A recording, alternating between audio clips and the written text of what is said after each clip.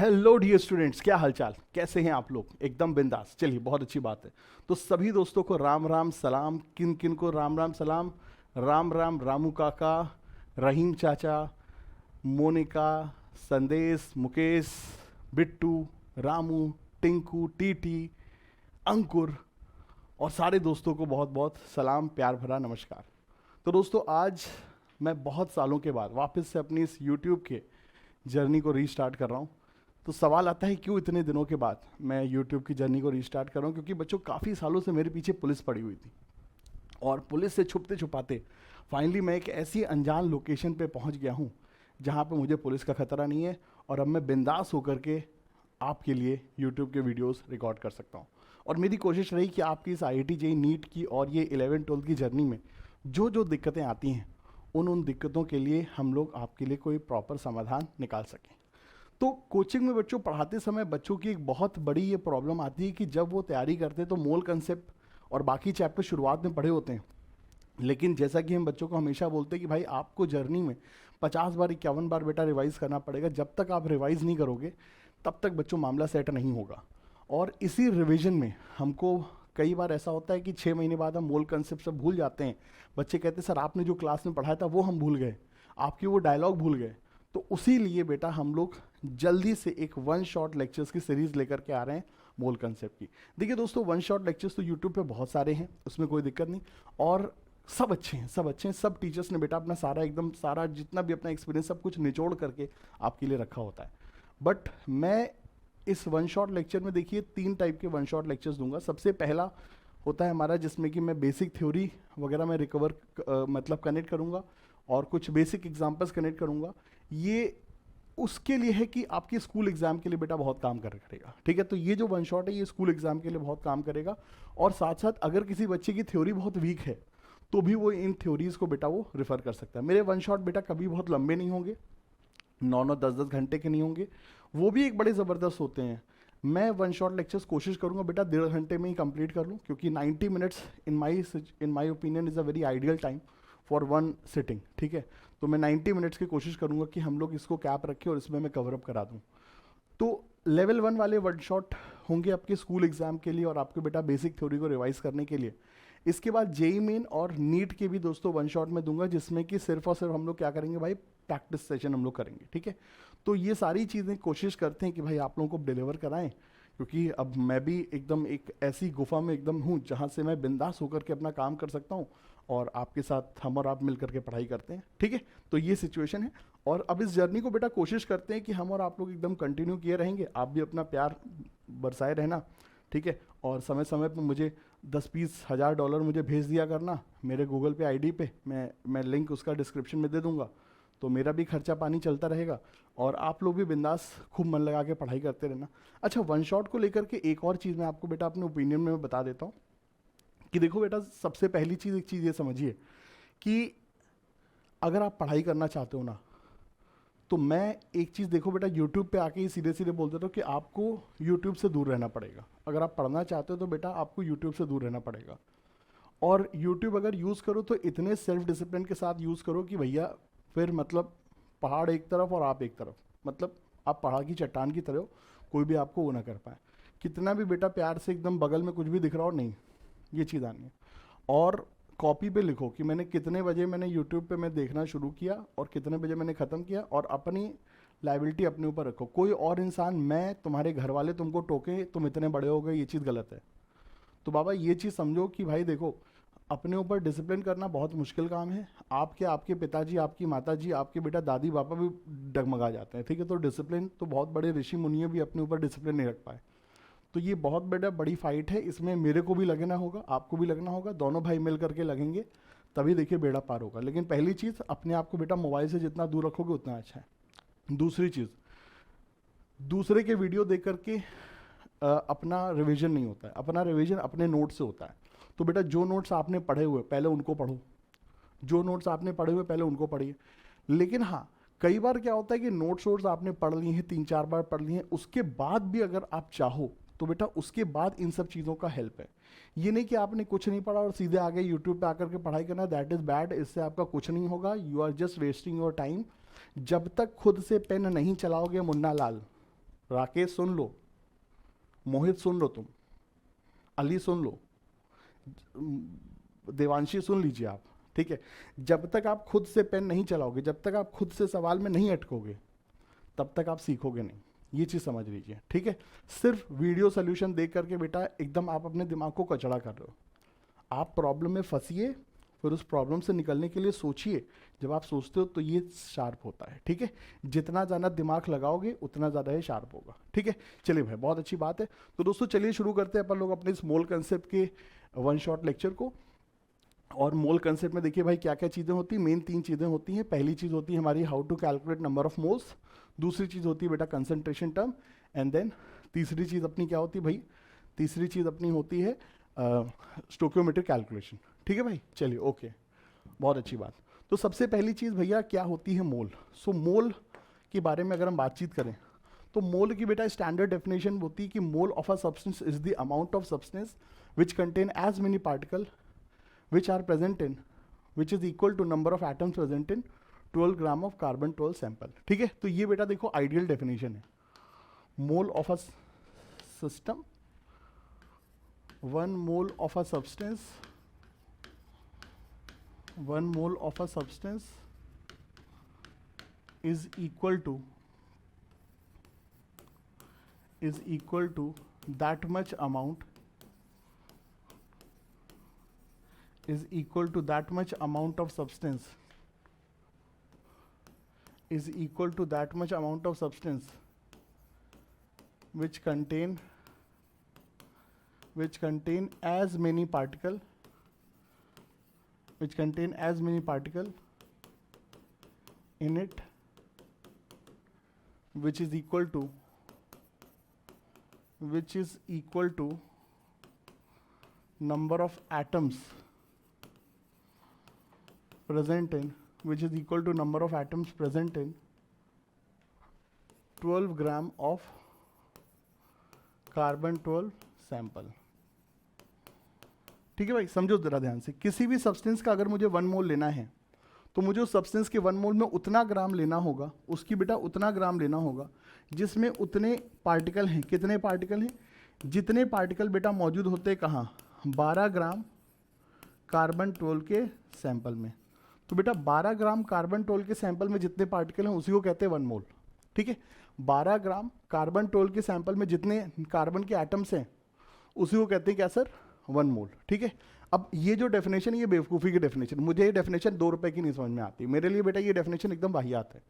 मेरे को शुद्ध भाषा में जो समझ में आता है वो बेटा ये होता है कि मैं कभी भी अपने बच्चों को अगर नंबर ऑफ मोल्स अगर मैं कैलकुलेट कराता हूँ तो कैसे मैं कैलकुलेट कराता हूँ, अरे बाबा,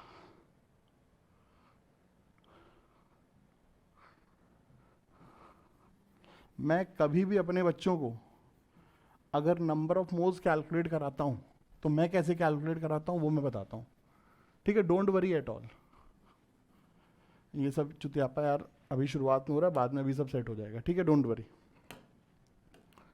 ठीक है। तो देखो यार मेरे हिसाब से मोल क्या होता है, तो कुछ हमको ब्लैंक पेजेस चाहिए होते हैं ना, हाँ। तो बेटा देखो मेरे हिसाब से मोल क्या होता है, मैं तो भाई बच्चों को वही सिखाता हूँ क्या कि बेटा मोल क्या है सर, मोल एक नंबर है। मोल क्या है, एक नंबर है। और इस नंबर का इस्तेमाल हम लोग क्या करते हैं सर, चीज़ों को नापने के लिए करते हैं। जैसे कि मैं बेटा क्लास में समझाया था आपको कि हर चीज़ को नापने के लिए एक यूनिट होती है। अगर हम पेट्रोल खरीदने जाते हैं तो हम लीटर में नापते हैं, दूध खरीदने जाते हैं उसे लीटर में नापते हैं, हम अगर मान लीजिए गेहूँ चावल खरीदने जाते हैं उसे किलोग्राम में नापते हैं। तो केमिस्ट्री में बेटा चीज़ों को नापने की यूनिट क्या है, मोल। तो मोल क्या है सर जी, हमारी यूनिट है।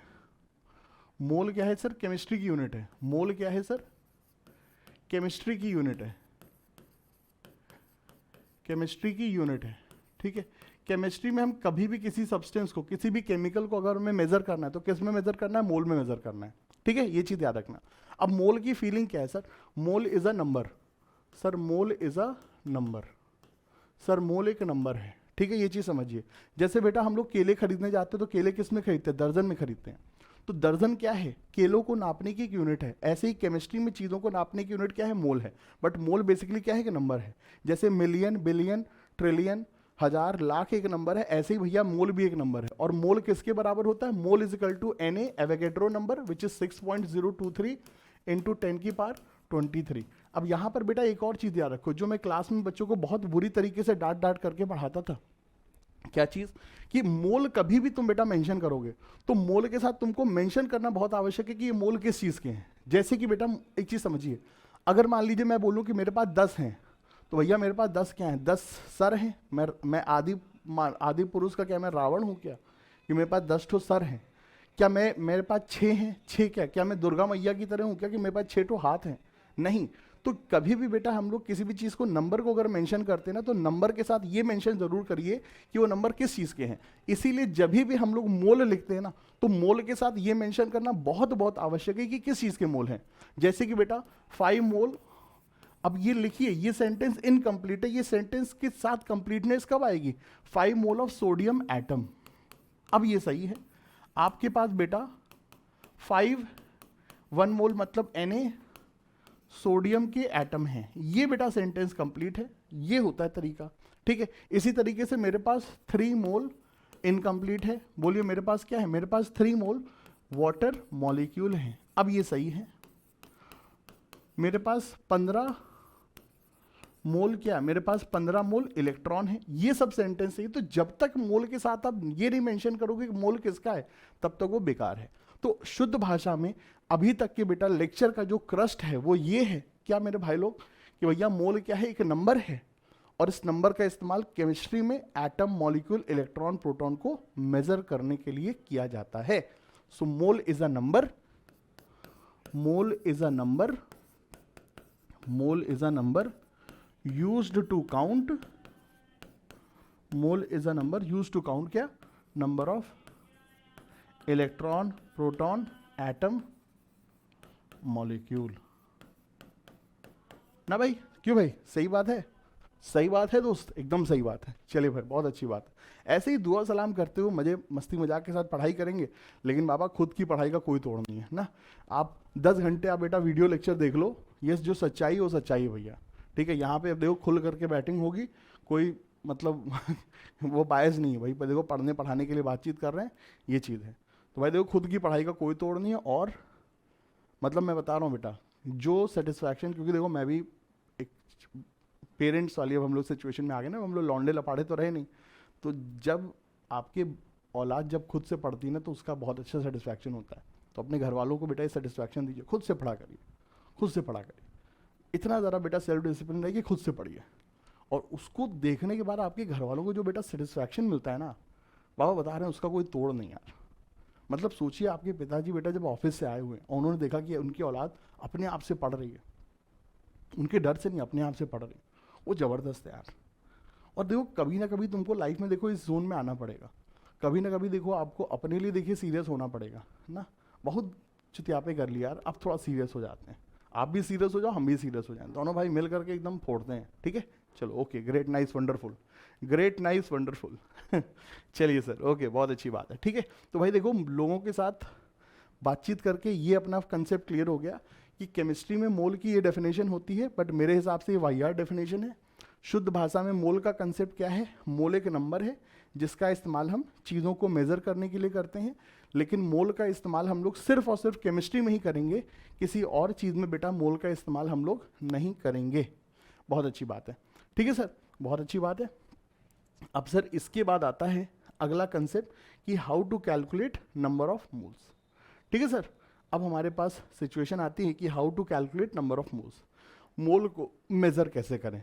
तो भाई देखो, मोल को मेज़र करने की केमिस्ट्री में 3 फॉर्मूले होते हैं, 4 उंगलियां की हैं, ये आउट के लिए था, वर्ल्ड कप चल रहा है ना तो इसीलिए आउट के लिए था वो, तो 3 उंगलियां हैं। तो मोल को मेजर करने के भैया देखिए 3 तरीके हैं। यार अपन को ना यार ये राइटिंग पे भी काम करना है, ये साला राइटिंग देख करके मुझे इतनी अपने ऊपर नफरत आती है कि क्या बताएं। How to calculate number of moles,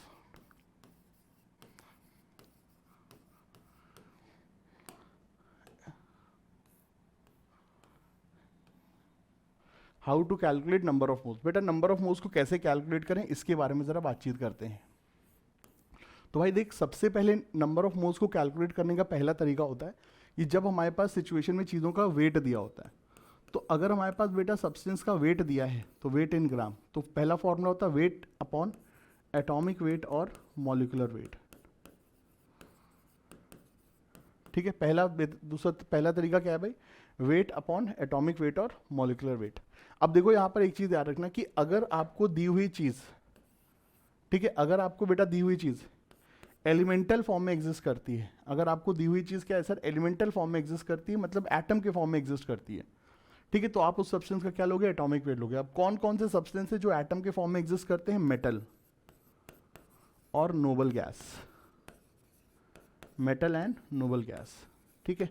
और याद रखना बेटा अगर आपको आयंस दिए हुए ना तो भी वहां पर भी यही चीज याद रखना, आयंस के केस में भी आपको एटॉमिक वेट लेना है।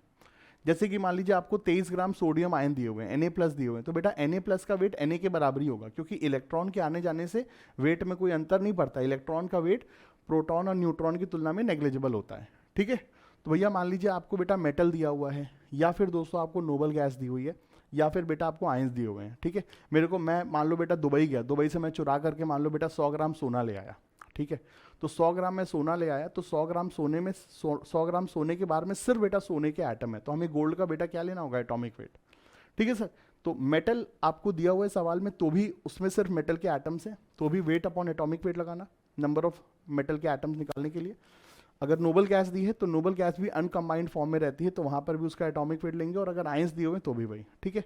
मॉलिक्यूलर वेट कब लेते हैं, मॉलिक्यूलर वेट लेते हैं अगर आपको दिया हुआ सब्सटेंस कंपाउंड के फॉर्म में है, ठीक है, अगर आपको दिया हुआ सब्सटेंस कंपाउंड के फॉर्म में, या फिर आपको नॉन मेटल दिए हैं, जैसे H2O2 N2 ये सब बेटा कंबाइंड फॉर्म में रहते हैं ना, ओजोन वगैरह ये सब कंबाइंड फॉर्म में है, CO2 वगैरह ये सब कंबाइंड फॉर्म में, तो वहां पे आपको इनका मॉलिक्यूलर वेट लेना पड़ेगा। तो नॉन मेटल अगर हैं तो मॉलिक्यूलर वेट लेंगे, ठीक है। तो इससे हमारा नंबर ऑफ मोल्स आ जाएगा, पहला तरीका ये है। दूसरा तरीका क्या होता है कि अगर बेटा सवाल में आपको नंबर ऑफ पार्टिकल्स दिए हुए हैं, सवाल में मान लीजिए आपको टोटल नंबर ऑफ पार्टिकल्स दिए हुए हैं, तो नंबर ऑफ पार्टिकल्स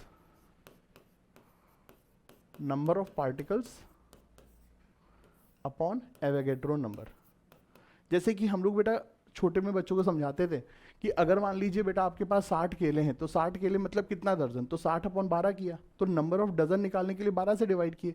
उसी तरह से बेटा नंबर ऑफ मोल्स निकालने के लिए मोल की संख्या एवोगैड्रो नंबर 6.023 10 की पावर 23 से डिवाइड करोगे तो भी आपको नंबर ऑफ मोल्स आ जाएंगे। और तीसरा बेटा होता है क्या कि अगर हमको गैस दी हुई है तो volume of gas at STP लेंगे और उसको 22.4 से डिवाइड करेंगे तो भी हम लोग का काम हो जाएगा। बट यहाँ पर do remember volume should be present in किस में, लीटर में। Volume of gas should be in litre, ठीक है, तभी सर बात बनेगी। लीटर में नहीं है तो लीटर में कन्वर्ट करो, याद रखना 1 लीटर बराबर 1 डेसीमीटर क्यूब और 1000 ml, ठीक है सर। तो कैसे भी करके सर आपको चीज़ों को लीटर में लाना होगा। तो भैया जी केमिस्ट्री में ये 3 तरीके होते हैं जिनसे हम लोग सर नंबर ऑफ मोल्स को कैलकुलेट करते हैं, ठीक है, ये चीज़ें। चलिए सर, बहुत अच्छी बात है, बहुत ही अच्छी बात है, ठीक है, ये चीज़। तो ये अपने भाई देखो नंबर ऑफ फॉर्मूले वगैरह हो गए। अब अपन लोग सीधे सीधे सवालों से अगर कैलकुलेट करें तो ज़्यादा मजा आएगा, ठीक है। चलिए सर अब हम लोग सवाल पे आते हैं सीधे सीधे, तो ये अपना बेटर रहेगा, क्वेश्चन से सीधे सीधे सीखते हैं। तो देखिए ये एक बहुत ही प्यारा बच्चों क्वेश्चन है, और इस क्वेश्चन में देखिए अपना सब कुछ निकल आएगा। थोड़ा सा इसके मल्टीपल स्लाइड्स बना लेते हैं, ज़रूरत पड़ सकती है। देखिए तो सबसे पहला सवाल क्या है कि 1.8 ग्राम वाटर है, तो calculate the number of mole of water. अच्छा एक छोटी चीज़ समझिए, जो हमारे भाई बहन बेटा देखो क्लास 11th में है, उनके लिए वीडियो लेक्चर्स बड़े ज़बरदस्त हैं। वो आराम से बेटा क्लास 11th में रिवीजन कर रहे हैं, तो इन वीडियो लेक्चर्स को देखिए और आराम से एकदम इनका लुत्फ उठाइए। और वीडियो लेक्चर्स को देखने के बाद सवाल ज़रूर करने हैं। तो अपनी जो विजन में बेटा जितनी भी हमने आपको DPPs वगैरह बांटी हुई हैं उनको बेटा ज़रूर लगाइए। And I will also try to attach one practice sheet along with these video lecture। मैं बेटा इन वीडियो लेक्चर्स के साथ एक प्रैक्टिस शीट भी बेटा आपको यूट्यूब लिंक में सर मैं डाल दूंगा, यस। क्योंकि जब चीज़ें देंगे तो भाई देखो कंप्लीटनेस के साथ देंगे, क्योंकि तभी मज़ा है। अब मतलब कोई वो सब तो नहीं है ना कि हम मतलब एक के साथ एक खरीद लो, दूसरे के साथ दूसरा खरीद लो। खुला खेल है भाई, जब पढ़ाने का है चीज़ें ना, पढ़ाने का। और बाकी पैसा तो तुम लोग दोगे ही मुझे, तुम लोग मुझे डॉलर में दोगे। बहुत सारे बच्चे जो सेलेक्ट होके गए बोले थे कि सर सेलेक्ट होने के बाद हम जब डॉक्टर बन जाएंगे तो आपको डॉलर में पैसा देंगे। देखते हैं साले वो कितना पैसा देंगे, और तुम लोग भी देखते हैं कितना पैसा दोगे। तो पैसे की तो कोई टेंशन नहीं, तुम लोग डॉलर में दिरहम में तुम लोग पैसा दोगे। तो यूट्यूब की अर्निंग का तो कोई खेच नहीं है, बस पढ़ना पढ़ाने का बस सीन है, ठीक है। तो सवाल जरूर लगाने हैं, क्योंकि फिजिकल केमिस्ट्री में थ्योरी पढ़ने से कुछ होने हाथ लगेगा, बाबा सवाल लगाओ, ठीक है, सवाल लगाइए ये चीज़। और कई बच्चे कहते हैं कि सर थ्योरी पढ़ते बट सर सवाल नहीं होते। तो भाई देखो, ऐसे देखो 10% जनता होती है जो कि एकदम टीचर के साथ आगे बढ़ती है, लेकिन 90% जनता के साथ देखो सीन यही होता है यार, मतलब ये जो प्रॉब्लम्स होती है ना, ये जनरल प्रॉब्लम्स होती हैं। तो हम लोग ऑनलाइन लेक्चर्स वगैरह में जो डायलॉग करते हैं, क्योंकि पता होता है ना, क्योंकि एक्सपीरियंस होता है कि भाई देखो 90% जनता के साथ एक अलग टाइप की प्रॉब्लम चल रही होती है, वो अपनी माया जाल में फंसी होती है, तो उसके साथ ही सब प्रॉब्लम होते हैं। तो उसके लिए यार देखो, अब वो शर्माने के कारण टीचर से सवाल पूछ नहीं पाती, कितना ही बोलो। तो यार मुझे लगता है ना कि जो किताबों में जो सॉल्व एग्जाम्पल्स होते हैं ना, they are very good. Solve examples लगाइए, उसमें देखिए आपको 3 स्टेप करने हैं। पहले खुद से सवाल लगाइए, उसके बाद अपने फ्रेंड के साथ डिस्कशन करिए। फ्रेंड के साथ डिस्कशन बेटा वन ऑफ द सबसे बेस्ट चीज़ होती है, सबसे बेस्ट चीज़ होती है वो। अगर आपको एक अपना अच्छा सखा मिल जाए ना, तो भाई साहब समझ लो आपका जीवन पार हो जाएगा, ठीक है। तो फ्रेंड के साथ डिस्कशन करिए, उससे भी नहीं होता तब फिर सोल्यूशन देखिए। टीचर के साथ पूछ लो तो सबसे बेटर है, ठीक है। तो सवाल लगाइए, खुद से अटकिए, अटक अटक के ही काम होगा। मुझे भी बेटा याद है कि क्लास 11 में मेरे से कुछ सवाल नहीं लगा करते थे, हालत ख़राब रहती थी ना, लेकिन क्या करें, क्या करें, फिर धीरे धीरे होता है, समय आएगा, फिर आपका ही बेटा समय आएगा, अपना टाइम आएगा ना। ऐसे ही नहीं बोला रणवीर भैया ने, अपना टाइम आएगा मतलब वाकई में आएगा। चलो साहब, ओके, ग्रेट, नाइस, वंडरफुल, मज़ा आ रहा है। तो भाई देखो यहाँ पर सीन क्या है, अपने पास 1.8 ग्राम पानी है, calculate the number of mole of water, ठीक है। अपने पास बेटा नंबर इतना पानी है और हमको नंबर ऑफ मोल्स निकालने हैं। अब देखो वाटर एक कंपाउंड है, तो यहाँ पे कौन सा फॉर्मूला लगाएंगे, नंबर ऑफ मोल ऑफ। अब देखो नंबर ऑफ मोल्स, ये सेंटेंस मुझे इनकम्प्लीट लगता था, पूरा लिखो, number of mole of water molecule, ये सही है सर। अब यहाँ पर वेट के केस में कौन सा फॉर्मूला लगाएंगे, वेट इन ग्राम अपॉन मॉलिकुलर वेट। पानी का मॉलिकुलर वेट 18 होता है, तो बेटा 0.1 मोल H2O मॉलिक्यूल। अब कई भाई लोग कहते हैं कि सर इसको ऐसे ही छोड़ दें, इसमें Na भी मल्टीप्लाई कर दें। बेटा तुम ऐसे छोड़ो तो भी चलेगा और ऐसे कर दो तो भी चलेगा। अब यहाँ पे ज़रा ध्यान रखना, अगर तुमने 0.1 लिखा है तो 0.1 के साथ तुम्हें बताना पड़ेगा ये 0.1 क्या है, मोल है। अगर तुमने मोल लिख दिया तो आंसर सही है, 0.1 मोल, ठीक है। और अगर तुमने 0.1 के साथ Na मल्टीप्लाई कर लिया, तो अब Na मतलब खुद ही अपने आप में बेटा मोल का क्या है, मोल की एक सिनोनिम है, ठीक है। मोल का एक सिनोनिम, मोल का एक पर्यायवाची है। तो मोल लिखो या Na लिखो, एवरीथिंग इज कूल, ठीक है। तो 0.1 इंटू Na पानी मॉलिक्यूल, ठीक है भाई, ये अपने पास सीन अपना सही है। तो A अपना ये हो गया, B अपना number of molecules of water. तो बेटा number of molecules of water हमने यहाँ पे बता ही दिए सर, 6.023 इंटू 10 की पावर 23, ठीक है। और साथ में सर क्या, 0.1 इंटू 6.023 इंटू 10 की पावर 23 पानी के मॉलिक्यूल्स, ठीक है। 6.023 10 की पावर 23 पानी के मॉलिक्यूल्स, बोले तो सर 6.023 इंटू 10 की पावर 22 H2O मॉलिक्यूल ना साहब, सही बात है, क्यों भाई, ये अपने पास भैया सीन है, ठीक है, बहुत अच्छी बात है। नंबर ऑफ इलेक्ट्रॉन्स, सर जी अगर हमको नंबर ऑफ इलेक्ट्रॉन्स निकालने हैं तो कैसे निकालेंगे भाई, देखो यहाँ पे मजा आता है। देखो इस सवाल का जो मजा होता है ना, इस सवाल में देखो क्या क्या चीजें रहती है। हमको पहले नंबर ऑफ मॉलिक्यूल निकालने हैं, उसके बाद हमसे सवाल वाला कह सकता है कि नंबर ऑफ एटम निकालो। तो मैं यहाँ पे एक और चीज ऐड ऑन कर देता हूँ, नंबर ऑफ एटम्स, ठीक है। देखो सवाल हो सकता है आपसे नंबर ऑफ एटम पूछे, नंबर ऑफ इलेक्ट्रॉन पूछे, नंबर ऑफ न्यूट्रॉन पूछे, नंबर ऑफ प्रोटॉन पूछे। तो मॉलिक्यूल से अगर आपको एटम निकालने हैं या मॉलिक्यूल से इलेक्ट्रॉन निकालने, मॉलिक्यूल से प्रोटॉन निकालने, सिर्फ तुमको एक फॉर्मूला लगाना है, number of atoms is equal to number of molecule, number of atom is equal to number of molecule into number of atom per molecule, number of atom per molecule, ठीक है sir. ये हमारे पास यहाँ पर scene रहेगा। इसी तरीके से दोस्तों अगर हमको नंबर ऑफ इलेक्ट्रॉन निकालने हैं, नंबर ऑफ इलेक्ट्रॉन निकालने, तो वो कैसे निकालोगे sir, number of molecules into number of electron पर एटम। नंबर ऑफ प्रोटॉन होते तो नंबर ऑफ प्रोटॉन पर एटम, नंबर ऑफ प्रोटॉन होते हैं, तो number of molecules into number of proton पर एटम। इस तरीके से करते काम अपना हो जाता। तो ये भैया देखिए काम करने का अपना तरीका होता है। इस तरीके से भैया देखिए अपन लोग काम करेंगे। सही बात है, ग्रेट, नाइस, वंडरफुल। ठीक है, तो ये दोस्तों अपना देखिए यहाँ पर सीन रहेगा। अब देखो भाई, जैसे कि अपने पास ये सवाल है, तो देखो इस सवाल में अपन लोगों ने पहले वाले का तो आंसर दे दिया सर 0.1, दूसरे का आंसर था सर 6.023 10⁻²²। ठीक है, अब देखो तीसरी वाले का आंसर क्या होगा, सी वाले में। तो सी वाले में हम लोग क्या लेना है, सबसे पहले नंबर ऑफ मॉलिक्यूल कितने 0.1 मोल है। अब उसमें हमको क्या मल्टीप्लाई करने हैं, नंबर ऑफ इलेक्ट्रॉन पर मॉलिक्यूल, एक मॉलिक्यूल में कितने इलेक्ट्रॉन है वो हमको मल्टीप्लाई करने हैं। तो बेटा एक चीज समझो, पानी का जो मॉलिक्यूल है वो किससे बना है, 2 हाइड्रोजन और 1 ऑक्सीजन से मिलकर बना है। सर ऑक्सीजन में कितने इलेक्ट्रॉन होते हैं, सर 8 इलेक्ट्रॉन होते हैं। हाइड्रोजन में कितने इलेक्ट्रॉन होते हैं, सर 1 इलेक्ट्रॉन होता है। तो टोटल एक मॉलिक्यूल में कितने इलेक्ट्रॉन होंगे, सर 10 इलेक्ट्रॉन होंगे। ये सर यहाँ पर सीन होगा। ठीक है, इसी तरह से सीन होगा। इसी तरह से अगर हमको प्रोटॉन की बात करें तो वहाँ पर भी वही होगा, 2 हाइड्रोजन प्लस ऑक्सीजन। एक ऑक्सीजन में सर 8 प्रोटॉन है, हाइड्रोजन में सर 1 प्रोटॉन है। तो टोटल कितने हो जाएंगे सर 10 प्रोटॉन पर मॉलिक्यूल। इसी तरह से हमको बेटा न्यूट्रॉन के लिए भी काम करना होगा। सो 2 हाइड्रोजन प्लस ऑक्सीजन। ऑक्सीजन में कितने न्यूट्रॉन है, सर 8 न्यूट्रॉन है। हाइड्रोजन में सर जी कितने न्यूट्रॉन होते हैं, हाइड्रोजन को बेटा याद करो। तो अगर हम हाइड्रोजन की बात करें सर, हाइड्रोजन का एटॉमिक नंबर और मास नंबर दोनों ही सर 1 होता है।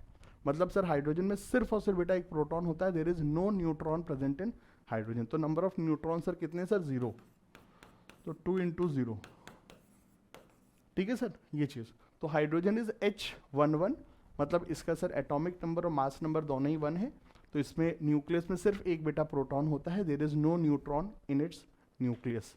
तो बस सीन अपने पास यहाँ पे हो जाएगा, 0.1 मोल मॉलिक्यूल है और हर एक मॉलिक्यूल में सर कितने इलेक्ट्रॉन है, सर 10 हैं। तो 1 मोल इलेक्ट्रॉन, डी भी हो जाएगा बेटा, 0.1 मोल मॉलिक्यूल है और हर मॉलिक्यूल में कितने प्रोटॉन हैं, 10 हैं। तो बेटा 1 मोल, और मोल के साथ जरूर लिखो किसके मोल है, प्रोटॉन के हैं। एंड ABCDE, न्यूट्रॉन के लिए 0.1 मोल है और हर एक मॉलिक्यूल में कितने न्यूट्रॉन है, सर 8 न्यूट्रॉन है। सो 0.8 मोल न्यूट्रॉन। ठीक है सर, तो ये अपना भैया जी देखिए सवाल होगा। और ये एक बहुत ही बेटा क्लासिक सवाल है, काफ़ी बच्चे इसमें परेशान रहते हैं। नीट ईट की काफ़ी जनता इसमें बेटा काफ़ी परेशान रहती थी। जब ड्रॉपर बैच वगैरह पढ़ाते थे तो उसमें बच्चे लोगों को काफ़ी ये बेसिक डाउट बने रहते हैं। ठीक है, डाउट है यार, है तो है भाई, किसी को आ गया अपने को नहीं आया तो उसमें शर्माना क्या है, नहीं आया तो नहीं आया। ऐसी बहुत सारी चीज़ें जो हमको आती है तुमको नहीं आती यार ना। हमारे जैसे बहुत सारे दोस्त हैं जो IITian नहीं है लेकिन बिंदास खूब पैसा कमाते हैं। अरे वो सब इतना बढ़िया बढ़िया धंधा करते हैं, उनकी इतना बढ़िया बढ़िया बिजनेस चलता है। ऐसा थोड़ी ना, सबके पास अलग अलग स्किल है यार, उसमें टेंशन क्या लेना। आपको कुछ और चीज़ आता है, हमको कुछ और चीज़ आता है, टेंशन नहीं लेने का, कॉन्फिडेंस नहीं डाउन करने का, पुष्पा बने रहने का साहब। ठीक है, नहीं आता नहीं आता, जान थोड़ी ना लोगे। तो अंडर कॉन्फिडेंट मत रहिए, एकदम कॉन्फिडेंस के साथ रहिए। नहीं आ रहा है बताओ सर, सीधी सी बात, पूछो, बिंदास पूछो, और उसमें कोई टेंशन नहीं लेने का। हमको यार, हम जब तैयारी करते ना, हमारे साथ कोचिंग में 1-2 लौंडे रहते थे यार, उनको जल्दी समझ में आता तो वो दूसरों को मजे लेते थे। अबे इतनी छोटी चीज़ पूछ रहे हो यार, अब क्या मैं बताऊँ चीज़ें। हाँ माना उनका बेटा IIT में सिलेक्शन हो गया, उनका हमसे पहले हो गया, उनका 12th के साथ हो गया, हमारा 1 साल बाद हुआ, कोई बात नहीं। ऐसा तो है नहीं कि हम उनसे मांग के खा रहे हैं, अपन भी ज़िंदगी में एकदम बढ़िया कर रहे हैं। हज़ारों लाखों लोगों का प्यार है, इतने लाखों की संख्या में अपनी फैन फॉलोइंग है ना, तो उनके पास तो वो चीज़ नहीं है। तो टेंशन मत लीजिए, एकदम ज़िंदगी में चल रही है। ठीक है, भगवान ने आपको बहुत फुर्सत में बनाया है, बहुत कुछ क्वालिटी है आपके पास। चल ठीक है, चलिए साहब, बहुत अच्छी बात है। अपना ये सवाल हो गया बिंदास, आगे बढ़े साहब। यस सर, ये इसके भाई देखो आंसर वांसर है, वही सब आंसर है जो अपने पास थे। हाँ सर, वही सब है जो अपन लोग निकाले थे, 0.1 Na 1 Na, ठीक है, सब कुछ वही है। चलिए सर, बहुत अच्छी बात है।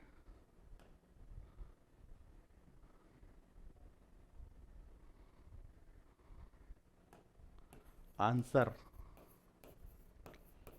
ठीक है साहब, बहुत ही बढ़िया। चलिए सर, ओके,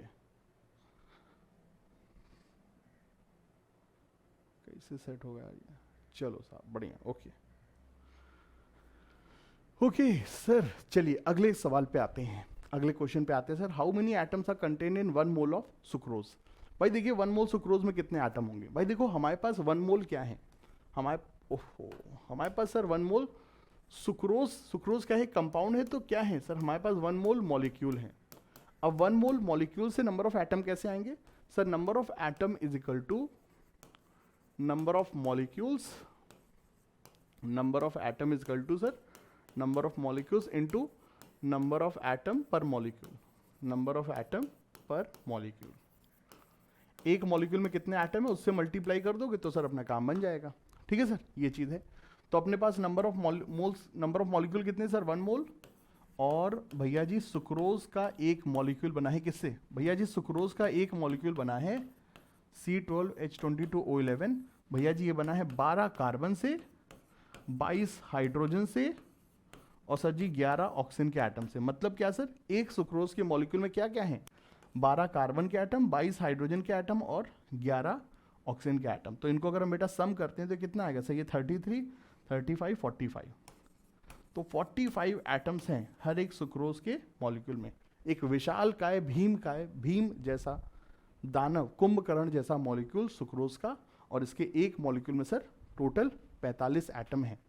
तो यहाँ पे टोटल नंबर ऑफ एटम कितने हो जाएंगे, 1 मोल मॉलिक्यूल हैं, और इनमें टोटल एटम कितने हो जाएंगे, नंबर ऑफ मॉलिक्यूल्स में number of atom per molecule multiply कर दीजिए तो सर अपने पास हो जाएंगे 45 मोल एटम। ठीक है सर, 45 मोल एटम हो जाएंगे। तो 45 मोल एटम अपने पास हो जाएंगे। अब बेटा इस सवाल में देखिए सर, ये तो आंसर आ गया। अब बेटा देखिए इस सवाल में और क्या हमसे पूछ सकता था। मान लीजिए बेटा हमसे सवाल में पूछता calculate the number of carbon atom in 1 mole sucrose. अगर हमसे पूछता calculate the number of carbon atom in 1 mole sucrose तो क्या आंसर होता। अगर हमसे सिर्फ बेटा नंबर ऑफ कार्बन एटम पूछता, तो नंबर ऑफ कार्बन एटम पूछता तो वो भी आप बता देते। कैसे करते, नंबर ऑफ मॉलिक्यूल्स लेते कितने सर, 1 मोल मॉलिक्यूल हैं, और इसमें सर क्या मल्टीप्लाई कर देते, इसमें सर आप मल्टीप्लाई कर देते हर एक मॉलिक्यूल में कितने एटम है। लेकिन चूंकि कार्बन की बात कर रहे हैं तो मल्टीप्लाई क्या करते, सिर्फ हर एक मॉलिक्यूल में कितने कार्बन के एटम है वो मल्टीप्लाई करते। तो बाबा हर एक मॉलिक्यूल में कितने कार्बन के एटम है सर जी, 12 कार्बन के एटम हैं, तो ये हो जाता 12 मोल कार्बन एटम। ये हो जाता क्या सर, 12 मोल कार्बन के एटम। तो ये भैया यहाँ पे आंसर हो जाता, and the answer would have been 12 mole. तो ये जो सवाल है सर ये हमने एक अलग फ्रेम किया हुआ था। तो यहाँ पर तो टोटल नंबर ऑफ एटम पूछे थे, उसका आंसर हमने सर ऑलरेडी सर ए बता दिया था। अगर सर सवाल में कार्बन पूछता तो आंसर हो जाता 12 मोल, सवाल में हाइड्रोजन पूछता तो सर हो जाता 22 मोल, और सवाल में अगर बेटा ऑक्सीजन पूछता तो हो जाता सर क्या, 11 मोल ऑक्सीजन के atom are present in 1 mole sucrose molecule. ठीक है सर, उम्मीद करते हैं आप लोग बेटा बढ़िया से कनेक्टेड होंगे, और अगर कुछ भी कोई दिक्कत होगी तो आप लोग सर बता देंगे। ठीक है, ये चीज़ बिंदास सर चैट सेक्शन में बताइएगा। हमारे पास हजारों ऑपरेटर्स की टीम है जो हर सेकंड पे आपके डाउट का आंसर दे देते हैं। बकचोदी कर रहा हूँ, बकवास कर रहा हूँ, ऐसा कुछ नहीं है। मैं ही रात में बैठ करके सबके चैट्स के कमेंट्स का आंसर दूंगा। चलिए okay. Which of the following contain the largest mass of hydrogen atom. किसमें सर सबसे ज़्यादा हाइड्रोजन के एटम का मास है। ठीक है, ये चीज़। अब यहाँ पर देखिए बच्चों, आपको एक चीज़ मैं रिकॉल कराता हूँ जो हम बच्चों को बहुत डंडा मार मार करके याद कराते हैं क्लास में। क्लास में भैया देखिए हमारा एक अलग ही रूप रहता है और बच्चे उसको बहुत प्यार करते हैं ना, क्या चीज़। और बच्चे कहते हैं कि सर इसीलिए हमको वन शॉट चाहिए, वो जो क्लास की जो डायलॉग थे ना वो भूल जाते हैं। तो ये चीज़ है बच्चों। देखो मैंने आपको सर क्लास में याद कराया था कि सर जी वेट से नंबर ऑफ मोल्स निकाल सकते हैं, वेट से नंबर ऑफ मोल्स निकाल सकते हैं सर। नंबर ऑफ मोल्स बराबर वेट अपॉन एटॉमिक या फिर मॉलिक्यूलर वेट। ठीक है, ये चीज़ था। और एक दूसरी चीज़ भी याद कराता हूँ कि बेटा ये फॉर्मूला तो पूरी दुनिया याद रखती है, तुमको एक और फॉर्मूला याद करना है क्या, कि नंबर ऑफ मोल्स से तुम वेट भी निकाल सकते हो। कि नंबर ऑफ मोल्स में अगर मैं एटॉमिक या फिर मॉलिक्यूलर वेट मल्टीप्लाई कर दूँ, नंबर ऑफ मोल्स में अगर मैं एटॉमिक या मॉलिक्यूलर वेट मल्टीप्लाई कर दूँ तो मुझे वेट ऑफ सब्सटेंस भी आ जाएगा। तो अगर आपको बेटा किसी सब्सटेंस की मैं संख्या दिया हुआ है, मैंने आपको बेटा किसी सब्सटेंस के नंबर ऑफ मोल्स दिए हुए हैं, तो नंबर ऑफ मोल्स की सहायता से आप उस सब्सटेंस का वेट भी निकाल सकते हैं। ठीक है, ये चीज़ भी आपको ध्यान रखना पड़ेगा। कैसे, नंबर ऑफ मोल्स में उस सब्सटेंस का एटॉमिक या फिर मॉलिक्यूलर वेट मल्टीप्लाई करोगे तो वेट इन ग्राम आ जाएगा। तो ये सर जी यहाँ पे सीन है। तो देखो इस सवाल में अपन से क्या पूछा गया, इस सवाल में अपन से पूछा है किस सब्सटेंस में सर सबसे ज़्यादा हाइड्रोजन है। ठीक है, तो देखो अपन लोग बहुत ही आसानी से काम कर लेंगे, molecule, hydrogen atom and then उसका weight, weight of hydrogen atom, बहुत ही क्लियरली हो जाएगा सर। ठीक है, एकदम चुटकियों में हो जाएगा। देखो यहाँ पर अपने पास एक कंपाउंड है, उसके कितने मोल है, 5 मोल हैं। इसमें हाइड्रोजन की संख्या निकालनी है, तो बेटा एक मॉलिक्यूल में कितने हाइड्रोजन है, 2, तो हाइड्रोजन के एटम कितने हो जाएंगे, 5 × 2 मोल, क्योंकि हर एक मॉलिक्यूल में सर 2 मोल हाइड्रोजन के एटम है। तो 10 मोल हाइड्रोजन एटम का वेट कैसे निकालेंगे, मोल से वेट कैसे निकालते हैं, नंबर ऑफ मोल्स में एटॉमिक वेट मल्टीप्लाई कर दो, हाइड्रोजन का एटॉमिक वेट होता है 1, तो ये हो जाएगा बेटा 10 ग्राम। समझ रहे हो, नंबर ऑफ मोल्स हाइड्रोजन के आगे, और नंबर ऑफ मोल्स से वेट कैसे निकालते हैं, नंबर ऑफ मोल्स में एटॉमिक या मॉलिक्यूलर वेट मल्टीप्लाई करके। अभी भी दिखाया था ना ये चीज़, कि भैया नंबर ऑफ मोल्स में एटॉमिक या फिर मॉलिक्यूलर वेट मल्टीप्लाई करोगे वेट आ जाएगा। ठीक है, ये उसी फॉर्मूले के साथ याद रखना जहाँ पे ये लिखा हुआ है। तो इस तरीके से अपना हाइड्रोजन का वेट आ जाएगा। इसी तरह चलिए इस सवाल में आइए, तो मॉलिक्यूल कितना है, 1.1 मोल, हाइड्रोजन कितने होंगे, हर एक मॉलिक्यूल में 8 हैं, तो 1.1 × 8 मोल हो जाएंगे। अब वेट ऑफ हाइड्रोजन कितना हो जाएगा, 8.8 × हाइड्रोजन का एटॉमिक वेट 1, तो 8.8 ग्राम। ये सिर्फ हाइड्रोजन का वेट है। 1.5 हाइड्रोजन कितने एक मॉलिक्यूल में, इंटू 8, तो ये 12 हो जाएगा सर, और 12 × 1 12 ग्राम। कितना है सर, 4 मोल मॉलिक्यूल हैं, हाइड्रोजन कितने हर एक मॉलिक्यूल में सर 2 हैं, तो 8 × 1 तो 8 ग्राम। सही है सर, तो ये अपने पास यहाँ पर सीन होगा। और सवाल जो हमसे पूछा जा रहा है क्या, कि किस कंपाउंड में सर सबसे ज़्यादा, किस कंपाउंड में सर जी सबसे ज़्यादा हाइड्रोजन का वेट होगा, which of the following contain the largest mass of hydrogen atom. तो बेटा जहाँ पे हाइड्रोजन की संख्या ज़्यादा है वहीं पे हाइड्रोजन का मास भी ज़्यादा होगा, and the answer would comes out to be option number C. सही है सर। तो देखो मॉलिक्यूल से कैसे नंबर ऑफ एटम निकालते हैं, और एक बार एटम आ गए तो उससे आप वेट भी निकाल सकते हो सर। ठीक है, बिंदास सर, बढ़िया एकदम, ग्रेट, नाइस, वंडरफुल। क्यों सर जी, ग्रेट, नाइस, वंडरफुल। ये ग्रेट, नाइस, वंडरफुल क्या है सर, अपना तकिया कलाम है। ये अपना तकिया कलाम है, ये हमारा खुद का इजाद किया हुआ है, क्योंकि अपने को इंग्लिश आती नहीं है और हिंदी भी अपने को नहीं आती है, तो अपन इंग्लिश हिंदी का मिक्स कर लेते हैं, ग्रेट, नाइस, वंडरफुल। और ये ग्रेट, नाइस, वंडरफुल सबकी स्पेलिंग भी अच्छी है ना, अदरवाइज ब्यूटीफुल, एस्टॉनिशिंग, ये सब वर्ड हमको आते नहीं हैं, तो हम अपने देसी वर्ड पे काम चलाते हैं, ग्रेट, नाइस, वंडरफुल। चलिए सर, कौन सा हमको इंग्लैंड में जाके रहना है यार, पूरी ज़िंदगी अपनी यूपी में बीत गई है, इलाहाबाद की गलियों में, वही चौक के चौराहे पे पूरी ज़िंदगी अपनी बीत गई। इलाहाबाद से गए तो कहाँ गए, कानपुर गए, हाँ फिर वहाँ से और भी जगह गए, लेकिन फिर अपना ज़िंदगी तो अपनी कर्म भूमि तो यही है अपनी यूपी की गलियाँ, तो कहाँ अपने को ज़रूरत है। चलिए सर, बढ़िया ना। एक बार हम बाहर गए थे, तो आईआईटी के बाद जब मैं इंटर्नशिप के लिए जब मैं स्विट्ज़रलैंड गया था, तो वहाँ से जब मैं लौट के आया था, मैं पूरे टाइम इंग्लिश बोलता था, पूरे टाइम इंग्लिश। तो भैया ये लोगों से भी इंग्लिश में बात करते थे, सब कहते थे ये अंग्रेज हो गया है, इसको बाहर की हवा लग गई है। नहीं, उस समय इंटरव्यू वगैरह की भी तैयारी कर रहे थे ना, तो इसलिए कम्युनिकेशन स्किल्स पे काफ़ी काम कर रहे थे, ये चीज़। चलिए ओके, बढ़िया। सारे दोस्त लोग चौंक गए, अरे भैया ये क्या हो गया यार, ये देसी लौंडा अपना अंग्रेजी कैसे हो गया। चलिए ओके, आइए।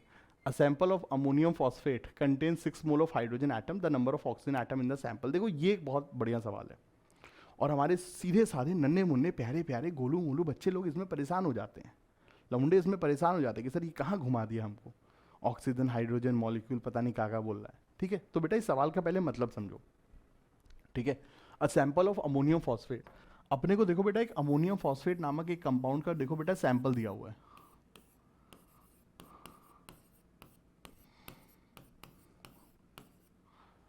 अमोनियम फॉस्फेट नामक कंपाउंड का सैंपल दिया हुआ है। ठीक है, ये कितना सैंपल है हमें नहीं पता, W ग्राम है। ठीक है, हमें नहीं पता, लेकिन इस सैंपल में जो हाइड्रोजन की संख्या है वो है बेटा 6 मोल। तो इस सैंपल में बेटा 6 मोल ऑफ हाइड्रोजन एटम है, बहुत अच्छी बात है। अब हमसे पूछ रहा है कि उतने सैंपल में ऑक्सीजन के एटम कितने होंगे, ये हमसे पूछ रहा है। अरे ये है बेटा इस सवाल का मतलब, और ये मतलब अगर हम समझ जाते हैं तो बेटा अपनी ज़िंदगी की लाइफ हो जाती है मस्त। ठीक है सर, अपनी ज़िंदगी की लाइफ हो जाती है मस्त, एकदम सही। चलिए सर, बहुत अच्छी बात है ना। देखो, so number of hydrogen atom, number of hydrogen atom is equal to, क्या था फॉर्मूला, नंबर ऑफ मॉलिक्यूल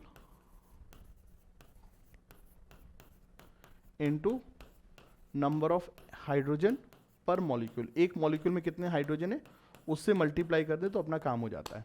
ठीक है, अपने पास सवाल में कंपाउंड में कितने हाइड्रोजन एटम है सर, 6 मोल एच एटम है, 6 मोल एच एटम है। मोल के साथ हमेशा अपने आप को लिखिए, अपने लिए लिखना होता है कि मोल किसके हैं, किसी और के लिए नहीं, अपने लिए लिखिए कि सर ये मोल किसके हैं। तो हमारे पास सर 6 मोल हाइड्रोजन के एटम है, बहुत अच्छी बात। नंबर ऑफ मॉलिक्यूल्स कितने हैं, मान लिया x मोल मॉलिक्यूल हैं।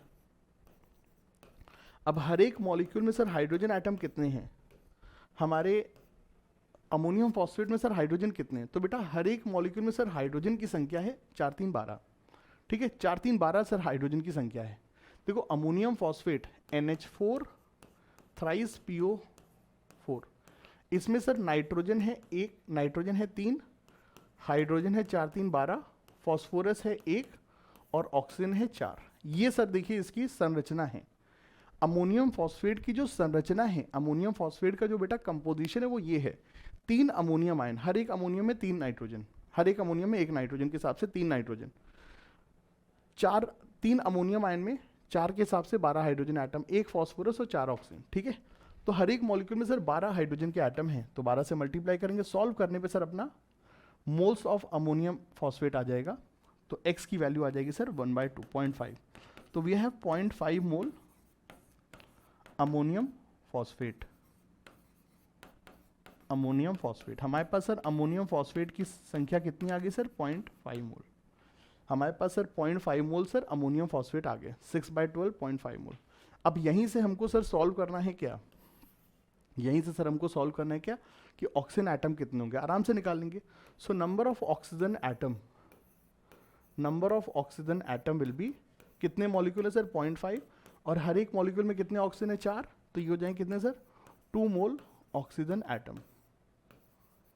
क्या हो जाएगा सर 2 मोल ऑक्सीजन एटम। सही बात है मुन्ना लाल, एकदम सही, ग्रेट नाइस वंडरफुल, बहुत अच्छी बात।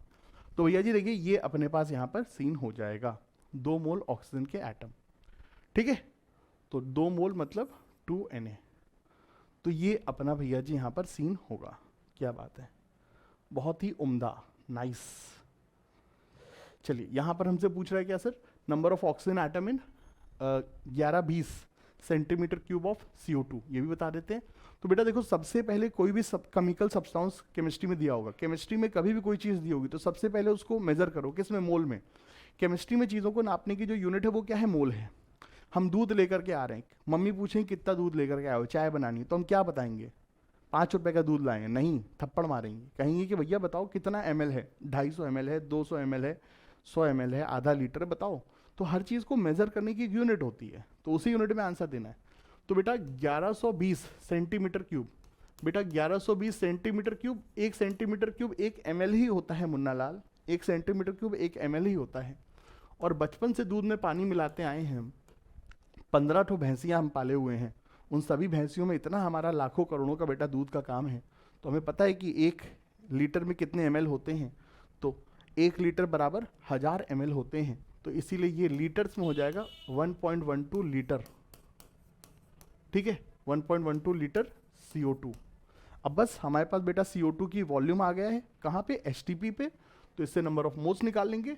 Number of mole of CO2, number of mole of sir CO2 molecule कितना हो जाएगा सर, 1.12 अपॉन 22.4। मोल निकालने के 3 फॉर्मूले, पहला होता था वेट से, दूसरा होता था संख्या से जब हमको नंबर ऑफ एटम मॉलिक्यूल दिए होते थे तो, और तीसरा होता है बेटा अगर गैस है, गैस भी किसमें, HTP पर।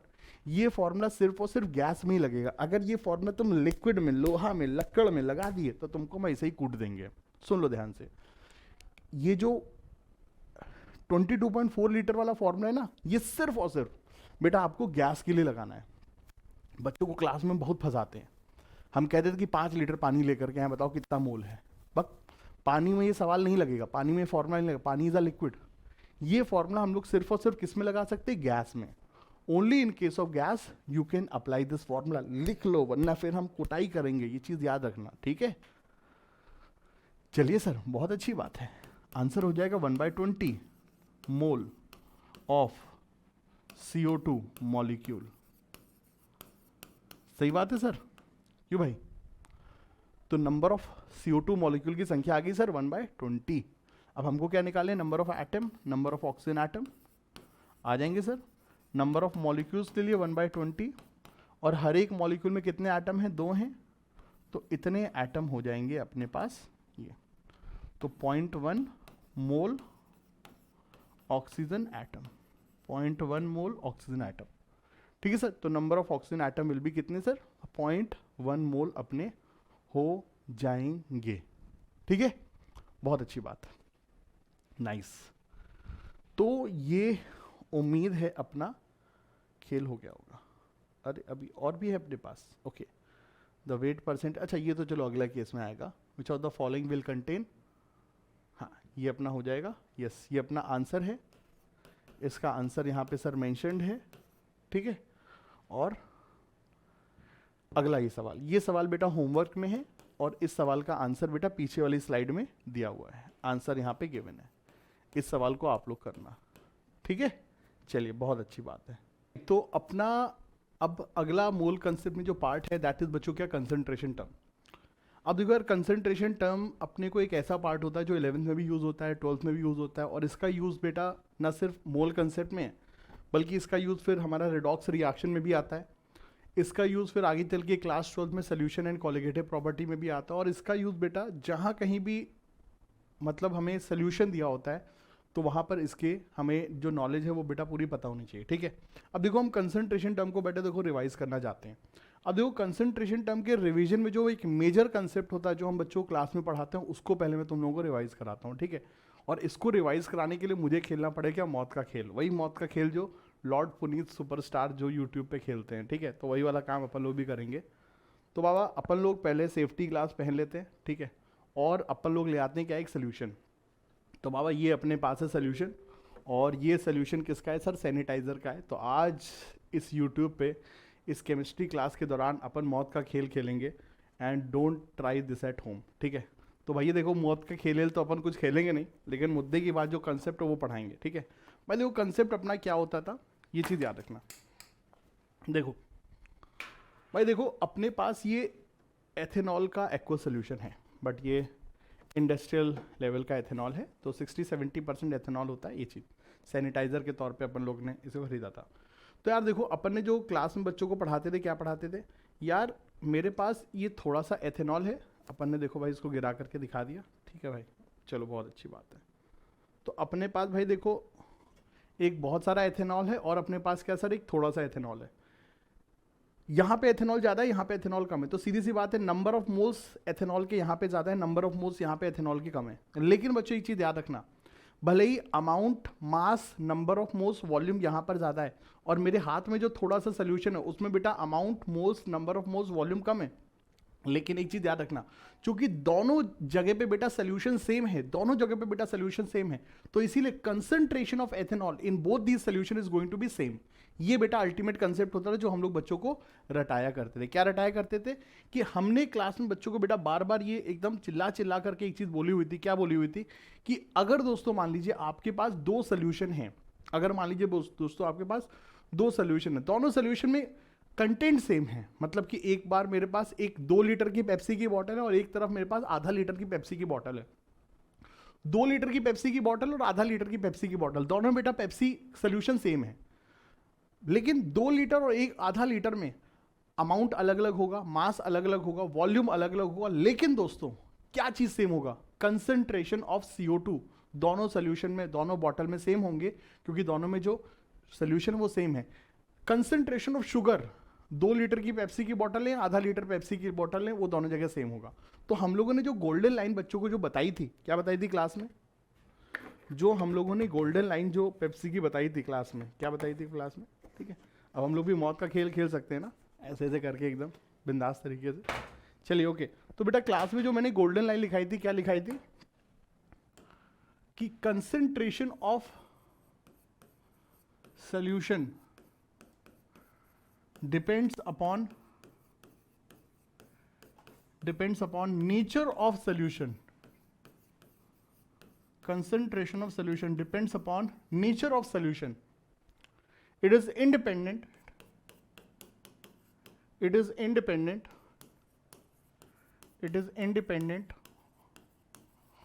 on amount of solution. It is independent on amount of solution. तो बेटा ये एक परम ज्ञान दोस्तों, ये अपना एक परम ज्ञान, जिंदगी का ज्ञान, जिंदगी की जो सच्चाई होती है सर वो ये होती है अपने, ठीक है, ये चीज याद रखना। बाबा अपने पास एक 2 लीटर की पेप्सी की बोतल है और अपने पास सर एक आधा लीटर की पेप्सी की बोतल है। इन दोनों में sir number of moles, volume, weight सब अलग अलग होगा, लेकिन इन दोनों में ही सर शुगर की मोलैलिटी, मोल फ्रैक्शन, ये सारी चीजें बेटा इन दोनों में सेम होंगी। ये चीज मैंने आपको बताई हुई थी, ठीक है सर। तो ये एक परम ज्ञान जो आपको याद रखना है कि जो कंसंट्रेशन होती है ना वो अमाउंट पे नहीं डिपेंड करती बल्कि किस पे डिपेंड करती है, नेचर पे।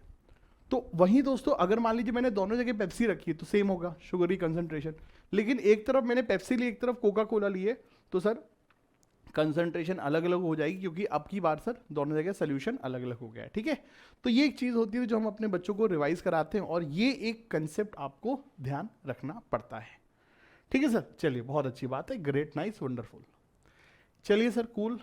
अब बात करते हैं बच्चों अलग अलग कंसंट्रेशन टर्म्स के बारे में। देखो कंसंट्रेशन टर्म में एक्सपर्टीज लाने के लिए जो आपको बेटा चीज चाहिए क्या, वो आपको बेटा डेफिनेशन भी पता होनी चाहिए और आपको सर फॉर्मूला भी पता होना चाहिए। तो definition and formula, we need both these thing, ठीक है।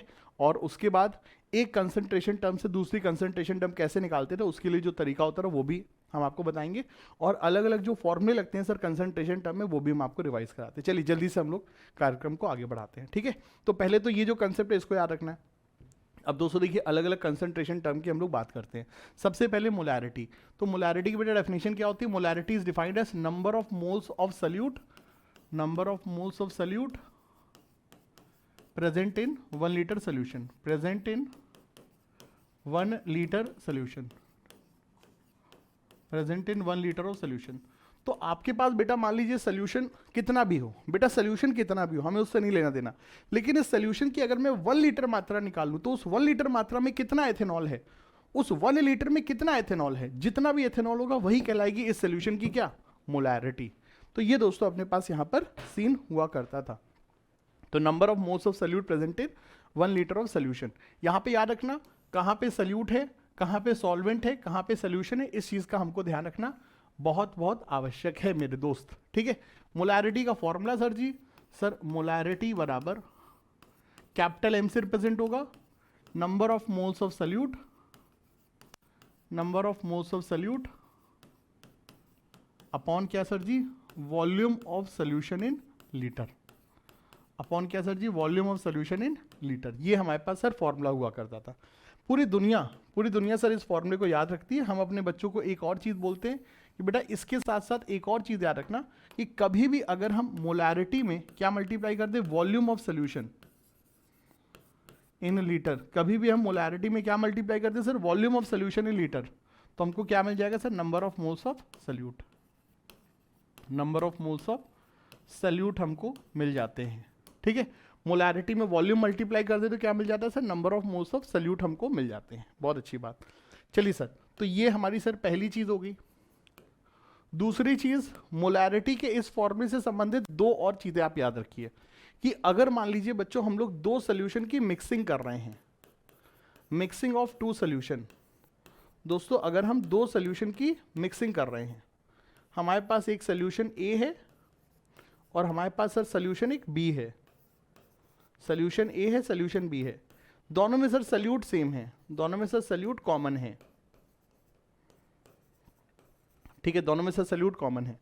तो मिक्सिंग करने के बाद सर जो फाइनल सोल्यूशन तैयार होगा उस फाइनल सोल्यूशन की मोलैरिटी होगी, molarity of mixture will be क्या, m1v1 plus m2v2 upon v1 plus v2। ये सर हमारा फॉर्मूला लगता था मिक्सिंग के केस में। और एक दूसरा फॉर्मूला क्या होता था सर कि डाइल्यूशन के केस में, दोस्तों दूसरा फॉर्मूला क्या सर, डाइल्यूशन के केस में, जैसे कि हमारा खानदानी काम है सर दूध में पानी मिलाने का, लोग कहते हैं कि हमारा जमींदारी का काम है, लोग कहते हैं कि हमारा हमारा बच्चों मान लीजिए हमारा गेहूं चावल का काम है, हम कहते हैं हमारा दूध में पानी मिलाने का काम है, ठीक है। तो हमारा जो दूध में पानी मिलाने का जो खानदानी काम है, उस काम में हम लोग एक चीज़ जानते हैं क्या, कि कभी भी अगर हम किसी सोल्यूशन में पानी मिला रहे हैं तो पानी मिलाने से पहले और पानी मिलाने के बाद की जो मोलैरिटी है वो इस फॉर्मूले से बेटा आपस में कोरिलेटेड होती है। मतलब initial molarity into initial volume of solution बराबर final molarity into final volume of solution, ठीक है। सो MIVI बराबर क्या सर, MFVF, ठीक है सर। ये फॉर्मूला भी हम लोग क्या डाइल्यूशन के केस में याद रखते हैं। इन सभी केसेस में बेटा ध्यान रखना कि M1V1 क्या रिप्रेजेंट करता है sir, number of moles of salute. इस सोल्यूशन में कितने मोल है सल्यूट के, M1V1, इसमें कितने M2V2। तो मिक्स करने पर फाइनल मिक्सचर में कितने मोल्स होंगे, M1V1 प्लस M2V2, और मिक्सचर का टोटल वॉल्यूम कितना होगा, V1 प्लस V2। और सेम चीज बेटा डाइल्यूशन में भी होता है कि पानी मिलाने से पहले और पानी मिलाने के बाद क्या चीज बदलती है सर, सॉल्वेंट की मात्रा। सर जी पानी मिलाने से पहले और पानी मिलाने के बाद सर सॉल्वेंट की मात्रा बदलती है, लेकिन क्या चीज सर जी सेम रहेगी sir, number of moles of salute जो है वो सर सेम रहेंगे, ठीक है। तो सल्यूट के जो नंबर ऑफ मोल्स है वो नहीं बदलेंगे, सिर्फ पानी मिलाने से सर सिर्फ पानी की मात्रा चेंज होती है, सल्यूट की मात्रा सेम रहती है। तो इसीलिए हम कहते हैं कि अगर हम दूध में पानी मिलाते तो क्या हम बुरा करते हैं, ये बताओ। हम दूध में अगर पानी मिलाते साला क्या बुरा करते, सल्यूट की मात्रा तो सेम ही रहती है। फालतू में लोग हमको बदनाम करते हैं, पता नहीं क्यों, कि हम दूध में पानी मिला के बेचते हैं। खैर चलिए, तो आज हमने अपने अंदर से ये कलंक हमने मिटा दिया कि हम दूध में पानी मिला के कोई भी पाप नहीं करते हैं, क्योंकि number of moles of salute पानी मिलाने से पहले और पानी मिलाने के बाद सेम रहते हैं। तो हम बिंदास, अब हम 10 लीटर दूध में 90 लीटर पानी मिलाएंगे, कोई हमको नहीं रोक पाएगा, सही बात। चलिए सर अगले कंसेप्ट पे आते हैं, विच इज क्या सर, मोलैलिटी। अगले कंसेप्ट पे आते हैं सर, वो क्या है sir, molality. What is molality sir, molality की डेफिनेशन भैया जी याद रखना बहुत जरूरी है। कंसंट्रेशन टर्म में आप मास्टर तभी बन पाओगे जब आप डेफिनेशन याद रखोगे, ठीक है। ये चीज याद रखना, कंठस्थ, हम बच्चों कहते हैं कंठस्थ डेफिनेशन। अभी हमने क्लास 12 के बच्चों को बोला है कि बेटा अगले हफ्ते तुम लोग की बेटा एक्स्ट्रा क्लास लेंगे हम 6 घंटे की लगातार, और अगर तुमने कंठस्थ रिएक्शन नहीं याद की तो कोनी से तुमको कूटेंगे। तो कंठस्थ तुमको भी बेटा डेफिनेशन याद करनी पड़ेगी, बहुत अच्छी बात है। सो मोलैलिटी की बात करते हैं। सो मोलैलिटी का मतलब क्या है, डेफिनेशन याद रखेंगे, number of moles of solute, number of moles of solute present in 1 kg of solvent. देखो सोल्यूशन में दो चीजें मिलाते हैं, सल्यूट और सॉल्वेंट। तो 1 किलो सॉल्वेंट के साथ कितना सल्यूट मिक्स किया गया है, वही होता है क्या, सोल्यूशन की मोलैलिटी। 1 kg सल्यूट के साथ क्या क्या चीजें सर हमने मिक्स किया हुआ है, कितना सल्यूट मिक्स किया है, वही कहलाता है क्या सर, मोलैलिटी। सो मोलैलिटी मतलब number of moles of solute present in 1 kg of solvent. याद रखना हमेशा कहाँ पे सल्यूट है कहाँ पे सॉल्वेंट है, ये आपको बेटा हमेशा ध्यान रखना पड़ेगा, बहुत अच्छी बात है। मोलैलिटी की डेफिनेशन तो हो गई। अब बात करते हैं सर मोलैलिटी के फॉर्मूले पे। दोस्त का फोन आ रहा है। सो number of moles of solute present in 1 kg of solvent. तो मोलैलिटी का सर जी फॉर्मूला पे आते हैं। सर जी मोलैलिटी का formula number of moles of solute, number of moles of solute upon mass of solvent, upon mass of solvent in kg, ठीक है sir. तो ये अपना सर जी फॉर्मूला रहेगा। डेफिनेशन भी याद रखेंगे और सर जी फॉर्मूला भी याद रखेंगे, तभी सर अपना काम बनेगा, ठीक है, बहुत अच्छी बात है। देखो एक चीज यहां पे सर टेम्परेचर डिपेंडेंसी की बात याद रखिए, टेम्परेचर डिपेंडेंसी की बात रखिए, याद रखिए। टेम्परेचर डिपेंडेंसी की सर बात याद रखिए। क्या सर टेम्परेचर डिपेंडेंसी की बात याद रखना है। मुन्नालाल, मुन्नालाल, ए मुन्नालाल, सोए तो बता दे, गोली मार देंगे। ध्यान से पढ़ाई करो बच्चों। देखो टेम्परेचर डिपेंडेंसी में क्या सीन रहता है, ये बहुत कॉमन चीज़ पूछी जाती है कि सर मोलैलिटी और मोलैरिटी में ऐसी कौन सी चीज़ जो टेम्परेचर के साथ बदलती नहीं है। सर देखो मोलैलिटी का सवाल बहुत पुराना हो गया, आपको थोड़ा सा लॉन्ग टर्म में जाना पड़ेगा। देखो वो सारी चीज़ें जिसमें टेम्परेचर डिपेंडेंट चीज़ें इन्वॉल्व है तो वो टेम्परेचर के ऊपर डिपेंड रहेंगे। जैसे कि वॉल्यूम, किसी भी कंसंट्रेशन टर्म जिसमें वॉल्यूम इन्वॉल्व है, वॉल्यूम टेम्परेचर के साथ बढ़ता है क्योंकि थर्मल एक्सपेंशन होता है। तो बहुत थोड़ा सा ही सही, लेकिन मोलैरिटी हो गई कैपिटल एम मोलैरिटी हो गया, क्योंकि उसके फॉर्मूले में वॉल्यूम ऑफ सोल्यूशन आता है। इसी तरह से बेटा नॉर्मेलिटी, इसके फॉर्मूले में सर वॉल्यूम ऑफ सोल्यूशन आता है। तो ये दोनों चीज़ें सर जो होती है ना, ये हमारी सर किस पे डिपेंड करती हैं सर, ये हमारी सर टेम्परेचर के ऊपर डिपेंड करती हैं। और वो कौन से कंसंट्रेशन टर्म है जो टेम्परेचर इंडिपेंडेंट है, जो टेम्परेचर सर इंडिपेंडेंट है, उसमें अगर हम बात करें तो बेटा मोलैलिटी हो गया, ठीक है, मोल फ्रैक्शन हो गया, ये ऐसे टर्म्स है जिनमें सर मास इन्वॉल्व होता है। मास नंबर ऑफ मोल्स होगा या मास होगा, ठीक है। तो नंबर ऑफ मोल्स, मास, ये बेटा वॉल्यूम के साथ, वॉल्यूम की तरीके से टेम्परेचर से चेंज नहीं होते हैं, ठीक है। तो मोलैलिटी हो गया, मोल फ्रैक्शन हो गया, ये हमारे सर क्या है, टेम्परेचर इंडिपेंडेंट है। इसी तरीके से बेटा आगे की कंसंट्रेशन टर्म्स की भी बात करें, because it's a one shot. आप भी अनपढ़ नहीं हो, आप पढ़े लिखे हो, आपने 11th में टॉपिक पढ़े रखे हैं, अपनी कोचिंग वगैरह में पढ़ रखे हैं। तो आप अगर बेटा फॉर्मूलों को एक्सप्लोर करोगे तो आप ये जानोगे कि सर परसेंटेज W/W, ये भी वेट इसमें इन्वॉल्व है। वेट इन्वॉल्व है तो वेट के कारण ये भी सर क्या है, टेम्परेचर इंडिपेंडेंट, परसेंटेज W/W, ठीक है। इसी तरीके से अगर मैं बात करूं परसेंटेज W/V, इसमें वॉल्यूम है तो ये सर टेम्परेचर डिपेंडेंट होगा। परसेंटेज V/V, इसमें सर वॉल्यूम है, टेम्परेचर डिपेंडेंट होगा, ठीक है। तो वो सारे टर्म जिनमें वॉल्यूम इन्वॉल्व है वो टेम्परेचर के साथ बदलते हैं, और वो सारे टर्म जिनमें मास इन्वॉल्व है वो टेम्परेचर के साथ बदलते नहीं हैं, ठीक है। तो कौन कौन से कंसंट्रेशन टर्म टेम्परेचर के साथ बदलते हैं और कौन कौन से नहीं बदलते हैं, इसको भी बेटा याद रखिए, ये हर कॉम्पिटिटिव एग्जाम के लिहाज से पूछा जा सकता है, ठीक है। ये चीज़ चलिए सर, बहुत उम्दा बात है। तो मोलैरिटी होगी, मोलैलिटी होगी। अब मोलैरिटी और मोलैलिटी में एक चीज़ याद रखना कि जेई मेंस, नीट और स्कूल लेवल पे आप याद रखना, ठीक है। सो मोलैलिटी बराबर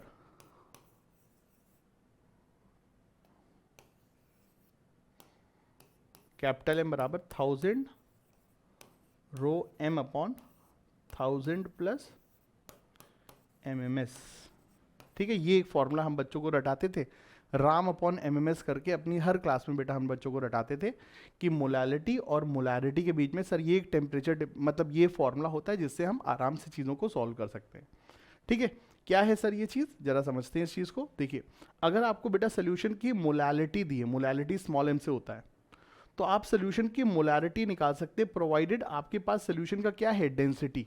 रो क्या है sir, density. Rho is density, और डेंसिटी की यूनिट क्या होगी सर, ग्राम पर ml, ठीक है। तो सोल्यूशन की अगर हमको डेंसिटी दी हुई है ग्राम पर ml में, तो हम लोग ये चीज़ कर सकते हैं। ग्राम पर ml हो या किलोग्राम पर लीटर हो, दोनों ही वैल्यू सेम आती है, ठीक है। तो हम लोग ये फॉर्मूला लगा करके आराम से काम कर सकते हैं। तो स्मॉल m में मोलैलिटी, रो है डेंसिटी, ms क्या है, molecular wait of salute, molecular weight of salute. मुझे अपनी राइटिंग को देख करके इतना अपने ऊपर शर्मिंदगी होती है, क्या करें, बट क्या करें, अब जो है सो है, बट कोशिश करेंगे कि सही कर लें इसको, क्योंकि बहुत दिनों के बाद ये स्क्रीन पे लिख रहे हैं, तो बट ये चीज़ हमको सुधारनी है, सुधारनी। I want to improve my board work and मैं आज ये घोषणा करता हूँ कि मैं अपने बोर्ड वर्क पे काम करूँगा, ठीक है। चलिए सर, तो ये अपने पास सर बढ़िया काम है। चलिए सर, बहुत उम्दा, ग्रेट, नाइस, वंडरफुल। और जो कंसंट्रेशन टर्म्स है उसमें आते हैं। अगले बेटा कंसंट्रेशन टर्म्स है परसेंटेज वाले, percentage W/W, percentage V/V, percentage W/V, ठीक है। तो percentage W/W, percentage V/V and percentage W/V। देखो बेटा, जितने भी परसेंटेज टर्म्स हैं उनमें फंडा क्या होता है, परसेंटेज हमेशा क्या बताता है, 100 में कोई चीज़ कितनी है उसके बारे में परसेंटेज बताता है। जैसे कि हमारे संस्कृत में 79% आए थे, ये सच्चाई नहीं है, ये झूठ है, असलियत में नहीं आए थे, इतने कम आए थे। तो मान लीजिए बेटा मेरे संस्कृत में 79% आए थे, तो इसका तात्पर्य क्या है कि अगर मान लीजिए बेटा 100 नंबर का पेपर था तो हमारे 79 मार्क्स आए थे। मान लो 50 नंबर का पेपर था तो 39.5 आए थे, ठीक है। तो वो हम सोच सकते हैं। तो परसेंटेज क्या बताता है, हमेशा कोई चीज़ 100 में कितनी है। अब इसमें बेटा याद रखना, जो शुरुआती टर्म्स हैं W, V, V, W, ये पहले टर्म किसके होते हैं, सल्यूट के होते हैं, और जो दूसरे टर्म है वो किसके हैं सर, सोल्यूशन के हैं। तो मतलब ये है कि यहाँ पे सोल्यूशन का वेट लेना है और सल्यूट का भी वेट लेना है, सोल्यूशन का वॉल्यूम लेना है, सल्यूट का भी वॉल्यूम लेना है, सोल्यूशन का वॉल्यूम लेना है और सल्यूट का वेट लेना है। ये चीज़ आप याद रखिए कि पहले जो है वो सल्यूट है और बाद में जो है वो सोल्यूशन है। अब किसका क्या लेना है वो टर्म्स आपको बताते हैं। तो परसेंटेज W बाय W का मतलब है, अगर मान लीजिए सोल्यूशन का percentage X% W by W, इसका मतलब क्या है, X gram solute in 100 gram solution, X gram solute in 100 gram solution, ठीक है। इसी तरह से मान लो सोल्यूशन का percentage V by V X% है, जैसे कि जो कफ सिरप होती है उसमें 40% V बाई वी एल्कोहल होता है, तो उसका नहीं 12% होता है, 40% तो कुछ और जगह होता है, ठीक है। तो अगर मान लो बेटा कफ सिरप में एथेनॉल का परसेंट 12% V बाई वी है, इसका मतलब क्या है, X ml of solute, X ml of solute present in 100, अब देखो सोल्यूशन का क्या लेंगे, V लेंगे, present in 100 ml of solution, ठीक है।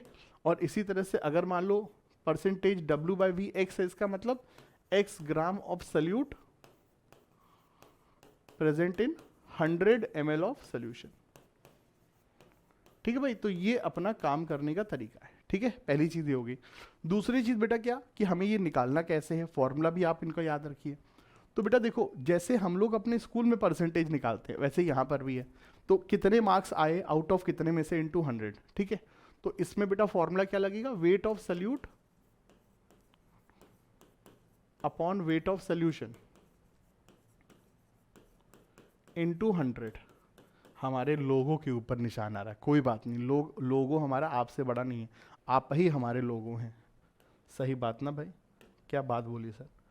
इसी तरह से यहां पर volume of solute upon volume of solution into 100, ठीक है। इसी तरह से wait of solute upon volume of solution into 100, ठीक है। ये बेटा ग्राम में लेना, ये ग्राम में लेना, ये ml में लेना, ये ml में लेना, और ये ग्राम में लेना, और ये ml में लेना, ठीक है। तो वेट हमेशा बेटा ग्राम में रहेगा, वॉल्यूम हमेशा ml में रहेगा, ठीक है, ये चीज। तो ऊपर सल्यूट का लेना है, नीचे सोल्यूशन का लेना है, इनटू 100 कर देना। 100 बहुत ज़रूरी है, क्योंकि अगर आपके बेटा परसेंटेज में 100 नहीं मल्टीप्लाई होता तो परसेंटेज कितने आते, 9%, 9.5% ना, 100 इज़ वेरी इंपॉर्टेंट। तो परसेंटेज कैलकुलेशन में बेटा 100 मल्टीप्लाई करना बहुत आवश्यक है। चलिए सर, तो ये सब हमारे पास डेफिनेशन है और ये सब बेटा फॉर्मूले हैं। तो यहाँ पर बेटा डेफिनेशंस हैं और यहाँ पे सर फॉर्मूले हैं, ठीक है। ये चीज़ हम बार बार अपने को बच्चों को बोल रहे हैं कि बेटा सीधे वीडियो लेक्चर से नहीं रिवीजन करिए आप, पहले अपने खुद के बेटा नोट्स आप रिवाइज करिए, क्योंकि आपने कोचिंग में आपके सर लोगों ने इतनी मेहनत करके नोट्स क्यों बनवाए थे, इसीलिए बनवाए थे ना। उसके बाद बेटा ये सब वन शॉट वीडियोस वगैरह आप देखिए, ठीक है, ये चीज़।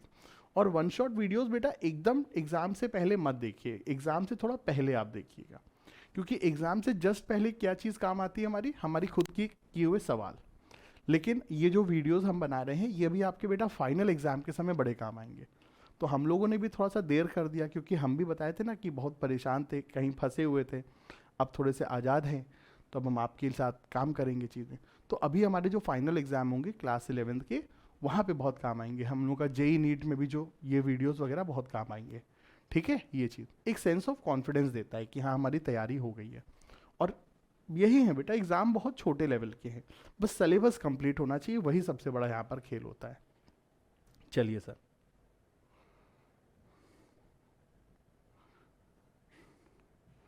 मोल फ्रैक्शन पे आते हैं। अगला कंसंट्रेशन टर्म क्या, मोल फ्रैक्शन। देखो बेटा, मोल फ्रैक्शन जो है, फ्रैक्शन हमेशा क्या होता है, 1 से छोटा होता है, और फ्रैक्शन हमेशा क्या बताता है सर, कोई चीज़ 1 में कितनी है। तो जैसे कि अगर मान लीजिए मैं आपको बताऊं कि मैं फ्रैक्शन का एक एग्जांपल दूं, तो समझो, जैसे कि मान लो बेटा मैं दुबई का बहुत बड़ा शेख हूँ, इतना बड़ा शेख हूँ, अब शेख हूँ ना, तो मुझे शेखपंती मेरे अंदर आ गई है, ठीक है। बेटा मैं दुबई का बहुत बड़ा शेख हूँ, एकदम अल हबीबी अल बकरम मेरा नाम है, ठीक है। तो मैं दुबई का बहुत बड़ा शेख हूँ और मेरे पास वहाँ पे बहुत सारा पैसा है, इतना सारा पैसा है कि मैं क्या बताऊँ। तो मैं जो दुबई का शेख हूँ, मेरे पास 10,000 करोड़ की संपत्ति है, और उस संपत्ति में मैंने 2 चीज़ें खरीदी हैं, एक है मेरे पास वहाँ पे तेल के कुएँ हैं मेरे पास, और क्या है, सोना है।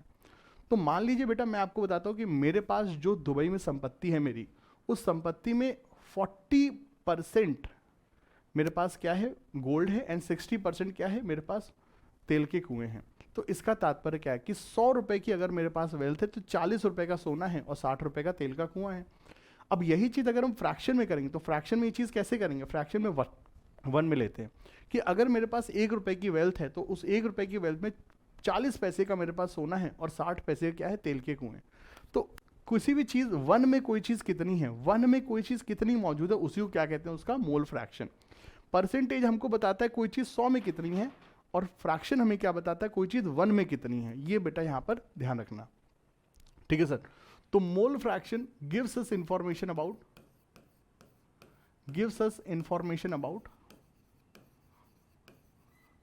number of moles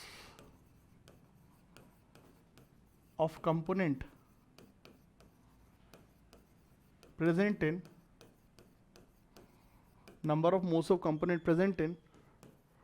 total 1 mole of solution, ठीक है। ये चीज जैसे कि बेटा मान लीजिए हमारे पास पानी प्लस एथेनॉल का एक सोल्यूशन है, पानी प्लस एथेनॉल का सर एक सोल्यूशन है। ये रहा अपने पास पानी और एथेनॉल का सर सोल्यूशन, ठीक है सर। ये अपने पास पानी एथेनॉल का सोल्यूशन है, बहुत अच्छी बात है। तो बेटा इसमें मोल फ्रैक्शन की बात समझिए। जैसे कि बेटा मान लीजिए कि अगर हमारे पास इस सोल्यूशन में एथेनॉल का मोल फ्रैक्शन 0.6 है, तो इसका तात्पर्य क्या है कि टोटल 1 मोल मिक्सचर में एथेनॉल कितना होगा सर, टोटल 1 मोल मिक्सचर में एथेनॉल कितना होगा, 0.6 मोल होगा, और पानी कितना होगा, 0.4 मोल होगा, ठीक है। ये चीज़ बेटा समझिएगा। तो मोल फ्रैक्शन क्या बताता है, 1 मोल में कोई चीज़ कितनी मौजूद है उसे कहते हैं उसका मोल फ्रैक्शन, ठीक है। ये इसकी डेफिनेशन है। और फॉर्मूला क्या होता है, एक्सए बराबर एक्सए, इसे प्रोनाउंस करते काइए, एक्सए बराबर Na upon total number of moles, Na plus NB whatever जो भी कंपोनेंट है सोल्यूशन में वो सब, ठीक है। N total number of moles present in solution. इसी तरह से बेटा एक्स बी क्या होगा, N B upon N A plus N B what it is N total, ठीक है सर। तो ये हमारे पास यहाँ पर सीन होगा, ठीक है सर। एक्स ए एक्स बी ये यहाँ पर सीन होगा। तो अगर हमारे पास मान लीजिए सोल्यूशन में 2 लोग हैं तो सिर्फ आप 2 ही लोग लोगे। अगर मान लीजिए सोल्यूशन में 3 लोग हैं तो N A upon N A plus N B plus N C, तो 3 लोगों का सम लेंगे, मोल्स का सम, ठीक है। तो इस तरह से भैया जी यहाँ पर सीन होगा, एक्स ए बराबर N A upon N A plus N B, X B बराबर N B upon N A plus N B, ठीक है सर। ये यहाँ पे काम करने का तरीका अपना रहता है, बहुत अच्छी बात, ग्रेट, नाइस, वंडरफुल, ठीक है। एक और चीज़ बहुत इंपॉर्टेंट याद रखिए कि सोल्यूशन में जितने भी लोग हैं उन सभी के मोल फ्रैक्शन का सम हमेशा क्या होगा, 1 होगा। अगर सोल्यूशन में 2 लोग हैं तो दोनों के मोल फ्रैक्शन का sum X A plus X B 1 होगा। सोल्यूशन में 3 लोग हैं तो X A plus X B plus X C हमेशा 1 होगा। जितने भी लोग हैं उन सभी के मोल फ्रैक्शन का सम हमेशा 1 होता है। ये चीज़ याद रखिएगा, क्योंकि मैथमेटिकली ऐसा है, जैसे कि देख लीजिए यहाँ पे अगर आप इन दोनों को सम करोगे तो 1 ही आएगा। ये चीज़ें आप याद रखिए। चलिए सर, बहुत अच्छी बात है, मोल फ्रैक्शन भी हो गया, परसेंटेज भी हो गया, और ये सारी चीज़ें हो गई। एक और चीज़ की आवश्यकता है, थोड़ा सा इस कलर को थोड़ा सही कर लें, कलर को करते हैं सही और ले आते हैं ब्लैक पे, ठीक है। एक छोटी चीज़ की अपने को और आवश्यकता है क्या, दैट इज पीपीएम, पीपीएम और पीपीबी, ठीक है। Weight of solute in gram upon weight of solution in gram into 10 to the power 6, ठीक है। Weight of solute in gram upon weight of solution in gram. देखो बेटा एक चीज समझिए, परसेंटेज क्या बताता है कोई चीज 100 में कितनी है, तो इसीलिए वहां पे फॉर्मूले में 100 मल्टीप्लाई होता है। परसेंटेज कैसे निकालते थे, percentage W/W, wait of solute upon weight of solution into 100। क्यों 100 मल्टीप्लाई करते हैं, क्योंकि हम ये जानना चाहते हैं कोई चीज़ 100 में कितनी है। अब पीपीएम पीपीबी क्या बताता है हमें कोई चीज़ मिलियन में कितनी है, तो पीपीएम पीपीबी के फॉर्मूले में, पीपीएम के फॉर्मूले में क्या होगा, million, million is 10 lakh 10 to the power 6, और पीपीबी क्या होता है, billion, billion is 10 to the power 9, 100 crore. तो ये हमारा यहाँ पर पीपीएम और पीपीबी का मतलब होता है, ठीक है। तो कभी सोल्यूशन में अगर कोई चीज़ बहुत कम होती है तो वहाँ पे उसकी कंसंट्रेशन हम लोग पीपीएम पीपीबी में एक्सप्रेस करते हैं। बच्चे कहते हैं सर कोई चीज़ अगर बहुत कम है तो उसे नापना ही क्यों है? बेटा नापना इसलिए क्योंकि कई बार वो कम चीज़ भी बहुत मूल्यवान होती है, वो कम चीज़ भी अपना बहुत भयानक असर छोड़ सकती है। जैसे कि मान लीजिए बेटा हमने खीर बनाई और उसमें मान लीजिए गलती से जहर पड़ गया, तो हमें ये नापना होगा ना कि खीर में जो जहर है वो परमिसिबल वैल्यू से कम है या परमिसिबल वैल्यू से ज़्यादा है। जैसे कि दिल्ली में जब पोल्यूशन होता है तो बहुत ज़्यादा पोल्यूशन हो जाता है, तो वहाँ पर भी जो SO2 की मात्रा होती है, सल्फर डाइऑक्साइड होती है, वो ppm ppb में ही नापते हैं। गंगा जी के पानी थोड़ा सा प्रदूषित हो रहा है तो वहाँ पे कैडमियम लेड की कंसंट्रेशन ppm ppb में ही नापते हैं। ठीक है, तो वो नापना होता है कि कहीं वो परमिसिबल वैल्यू के अंदर है या उसके ऊपर चला गया, तो उसके लिए उस हिसाब से फिर स्टेप्स उठाए जाते हैं। ठीक है, तो ppm क्या बताता है? Amount of solution, amount of solute in gram present in million gram of solution. Million gram solution में कितना सल्यूट है उसको हम ppm से मेजर करते हैं, and amount of solution, amount of solute, amount of solute in gram present in billion gram of solution. तो अगर हमारे पास मिलियन ग्राम सोल्यूशन होता तो उसमें कितना सल्यूट है वो ppm होता, और अगर हमारे पास बिलियन ग्राम सोल्यूशन है तो उसमें कितना सल्यूट है वो ppb होता है। ठीक है, ये चीज़ यहाँ पर। चलिए साहब, बहुत अच्छी बात है, ग्रेट, नाइस, वंडरफुल। क्या कोई सवाल अवाल कर लिया जाए? क्या छोरे को कोई सवाल कराना है? हाँ जी, सवाल कराना है, बहुत अच्छी बात। जैसे कि बच्चों देखिए ये एक सवाल है, इस सवाल को चलिए जल्दी से करते हैं। Find the molality of 20% W/V NaOH solution if density of solution is 1.5 ग्राम पर ml। देखिए ये बेटा ना कंसंट्रेशन इंटर कन्वर्जन के सवाल है, हमको ये बहुत ही कॉमन होता है और बच्चों को हम बताते हैं कि ये अगर आप सीख गए तो सब कुछ सीख जाएंगे। कभी भी हमको किसी सोल्यूशन का एक कंसंट्रेशन टर्म दिया है, उससे दूसरा कंसंट्रेशन टर्म कैसे निकालते हैं उसके बारे में चर्चा कर रहे हैं।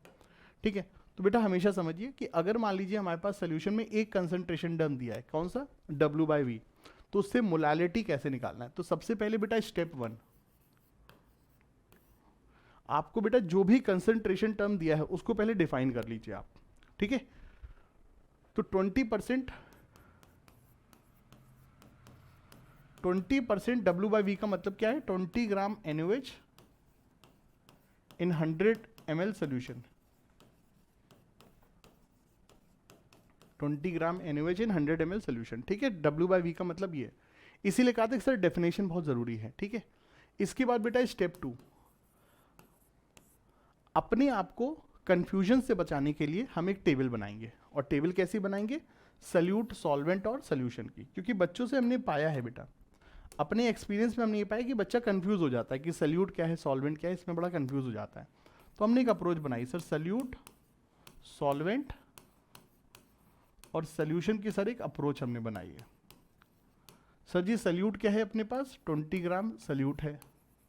सॉल्वेंट नहीं पता, 100 ml क्या है? सोल्यूशन है। ठीक है, और डेंसिटी कितनी है सर जी? 1.5 ग्राम पर ml।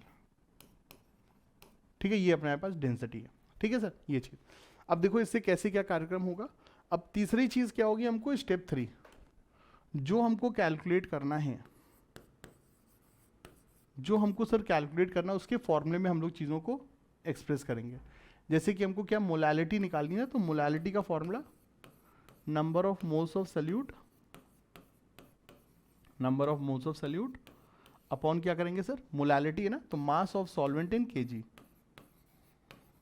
Number of moles of solute and then mass of solvent in kg। तो ये सर हम लोग यहाँ पर काम करेंगे। ठीक है, बहुत अच्छी बात। अब देखिए भाई कैसे क्या कार्यक्रम करें जरा समझते हैं हमको। सबसे पहले number of moles of solute, solute का वेट दिया हुआ है, यस सर 20 ग्राम दिया है तो वेट निकल आएगा। Number of weight in number of moles कैसे आएगा? Weight upon molecular weight. NaOH का मॉलिक्यूलर वेट 40 होता है। ठीक है, सोडियम 23, ऑक्सीजन 16, हाइड्रोजन 1, तो वो 40 होता है। ठीक है, ये चीज़। अब मास ऑफ सॉल्वेंट, बाबा सॉल्वेंट कैसे निकालें? ये बहुत बड़ी बात है। तो बेटा देखो यहाँ पर सोल्यूशन का वॉल्यूम दिया है, डेंसिटी दी है, तो density is mass upon volume. तो मास आ जाएगा हमारा डेंसिटी इंटू वॉल्यूम से। तो डेंसिटी में अगर मैं वॉल्यूम मल्टीप्लाई करूंगा तो मास आ जाएगा किसका? सोल्यूशन का। कितना आ जाएगा? मल्टीप्लाई कर देंगे 150 ग्राम।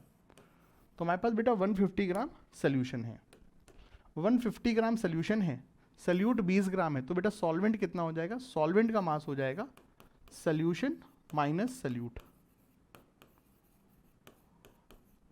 150 माइनस 20 करेंगे तो 130 ग्राम सॉल्वेंट अपने पास आ जाएगा,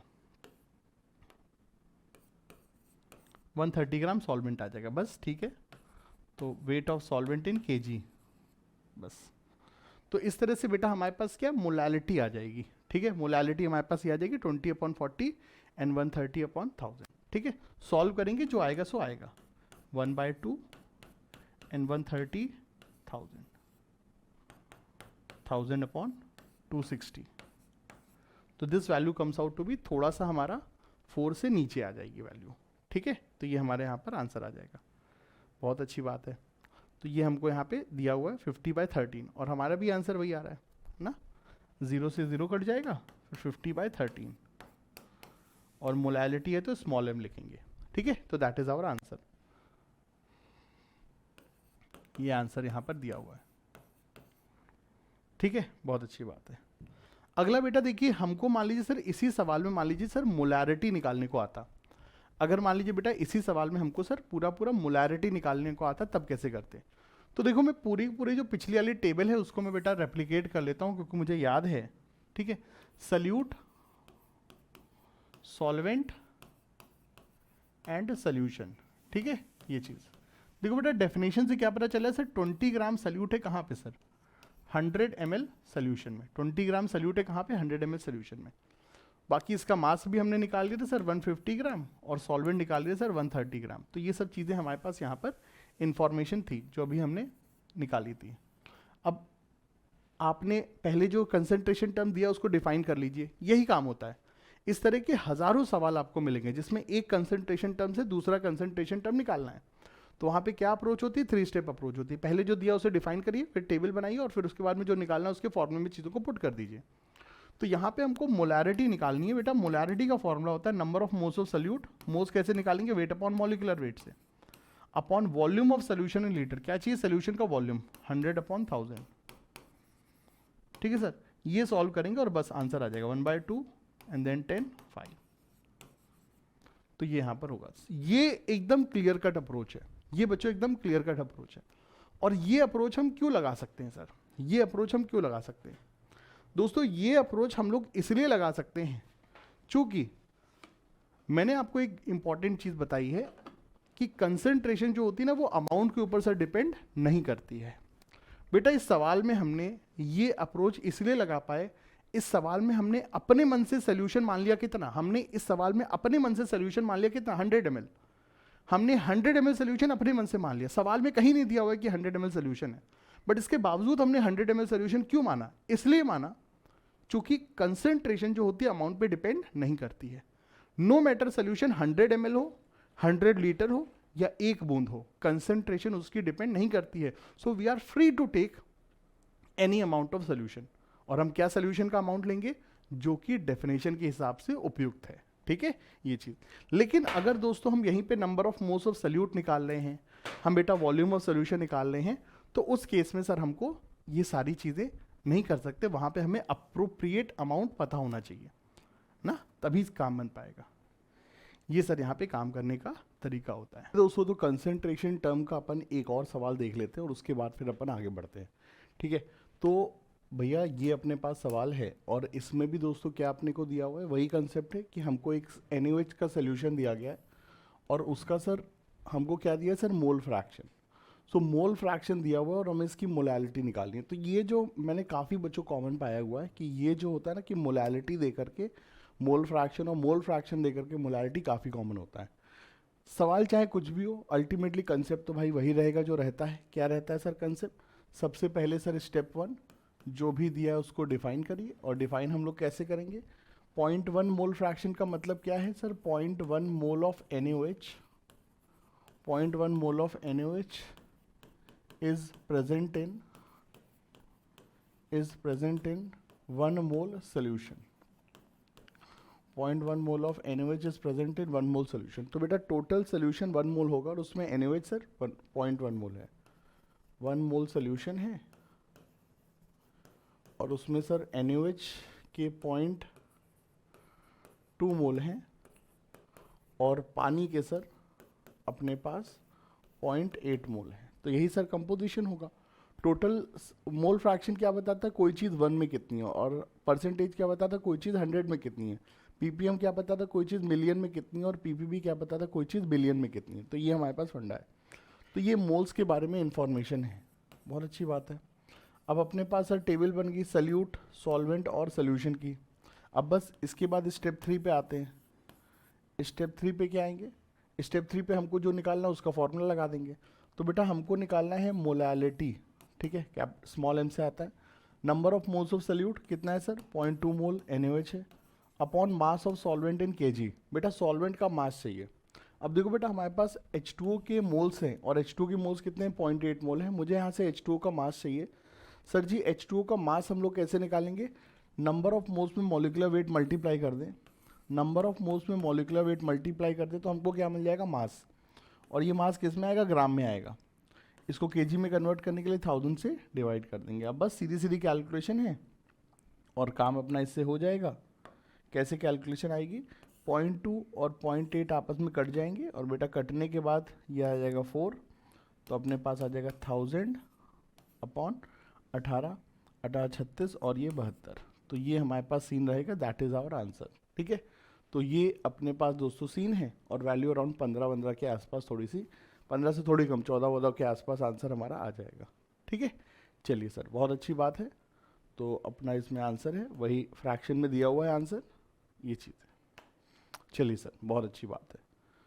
तो दैट इज़ द थिंग, ये दोस्तों हमारे पास यहाँ पर आंसर था। ठीक है, तो इस स्लाइड में इसका आंसर लिखा हुआ है, बहुत अच्छी बात है। ठीक है, ये चीज़ है। चलिए फिर देखते हैं और अपने पास क्या है। ये इसका आंसर हो गया। एक अगला सवाल है वही NaOH वाला, इसको मैं आपको होमवर्क के लिए दे देता हूँ। ये आपके लिए होमवर्क है, इसको करिएगा, और यहाँ पे इसका बेटा आंसर लिखा हुआ है। ठीक है, वही कंसेप्ट है पूरा पूरा। पहले जो दिया उसको डिफाइन करिए, डिफाइन करने के बाद टेबल बनाइए, और टेबल बनाने के बाद उसको सॉल्व करिए, जो भी चीज़ निकालना उसके फॉर्मूले में लगाइए। अगला question, find the molarity of solution made by mixing. ये चीज़ बच्चों देखिए, मिक्सिंग वाले सवाल में बस दो चीज़ें देखनी कि सल्यूट सेम है, सल्यूट अगर सेम है तो अच्छी बात है, और उसके बाद कहीं कोई रिएक्शन तो नहीं हो रही है। ठीक है, ये चीज़ हमको लगानी है। अगर आपके बेटा सल्यूट कॉमन है, कोई सोल्यूशन में कोई रिएक्शन नहीं हो रही, तो सीधे सीधे फॉर्मूला लगा दीजिए, M मिक्सचर बराबर M1V1 plus M2V2 upon V1 plus V2। M1V1 plus M2V2 upon V1 plus V2 वाला फॉर्मूला लगा दीजिए, आंसर आ जाता है। ठीक है, ये चीज़ें दोस्तों, ये जो वीडियो हम बना रहे हैं ये हमारा एक बेसिक वीडियो है। ठीक है, मैं देखिए 3 वीडियोस आपको दूंगा मोल कंसेप्ट में, जो आपको over the period of time आपको मिलेंगे।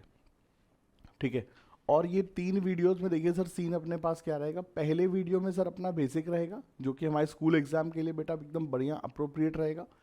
ये वीडियो स्कूल एग्जाम के लिए भी है। ये वीडियो कोई ऐसा बच्चा जिसके कंसेप्ट पूरी तरह से क्लियर नहीं है, ये वीडियो उनके लिए भी जो बच्चा एकदम नए सिरे से शुरुआत कर रहे हैं उन सब के लिए एकदम बेसिक वीडियो है। ठीक है, ये तो एकदम बढ़िया है।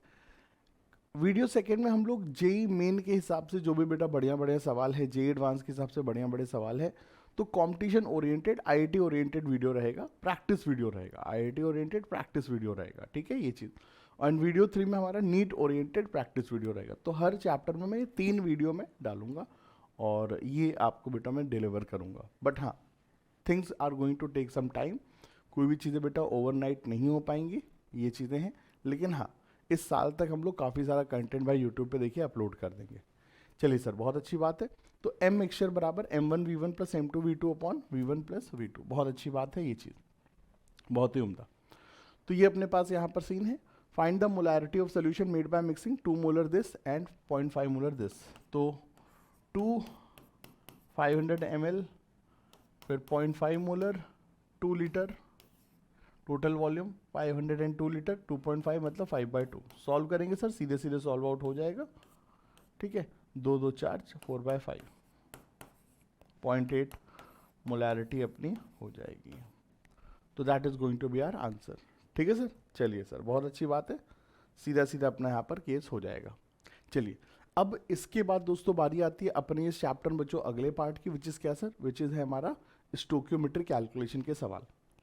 अब देखिए दोस्तों, स्टोक्योमेट्रिक कैलकुलेशन के सवालों में सर देखिए सीन क्या होता है, जरा समझिए दोस्तों। ये होते हैं हमारे रिएक्शन बेस्ड क्वेश्चंस, जिसमें कि हमको सर रिएक्शन की कैलकुलेशन सर हमको करनी होती है, ठीक है। ये चीज़ स्टोकियोमेट्रिक कैलकुलेशन मतलब रिएक्शन बेस्ड कैलकुलेशन।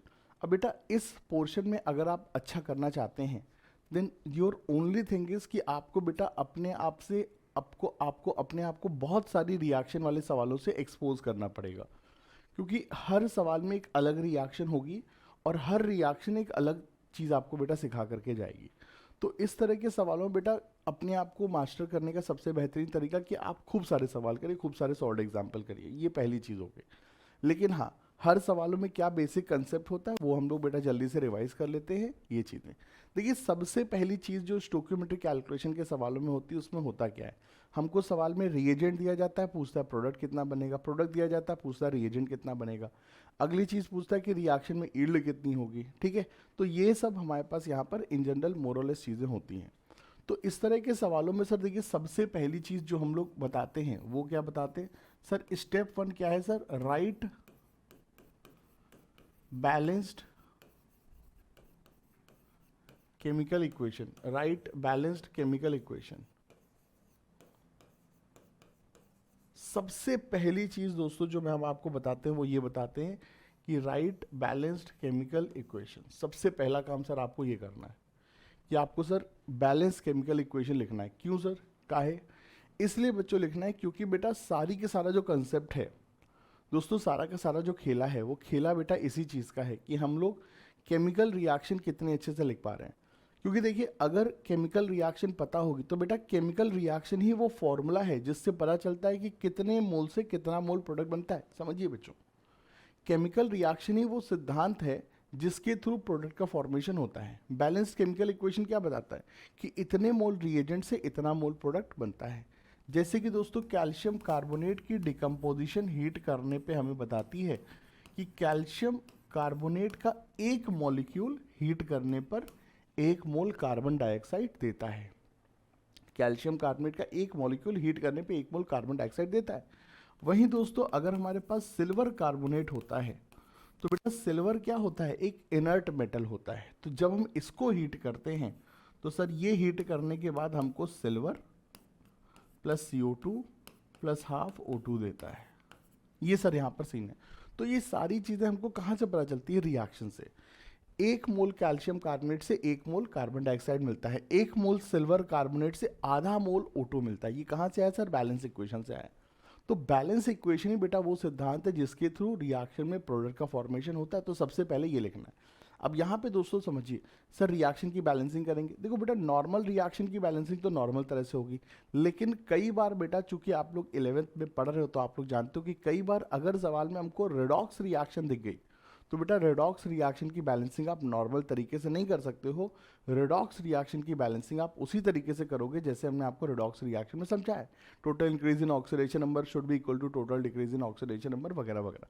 तो जब मोल कंसेप्ट पढ़ाते हैं ना तो उसमें कई बार किताबों में रेडॉक्स रिएक्शन के सवाल आ जाए तो उनको हम लोग अवॉइड करा देते हैं, क्योंकि वो सवाल बाद में बेटा कैटर होते हैं। लेकिन अब जब आप रिविजन करो तो आप सारी तरह की चीज़ों को देख सकते हो, ठीक है। तो सबसे पहले क्या करना है sir, right balance chemical equation.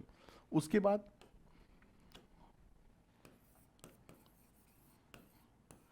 calculate moles of given quantity, calculate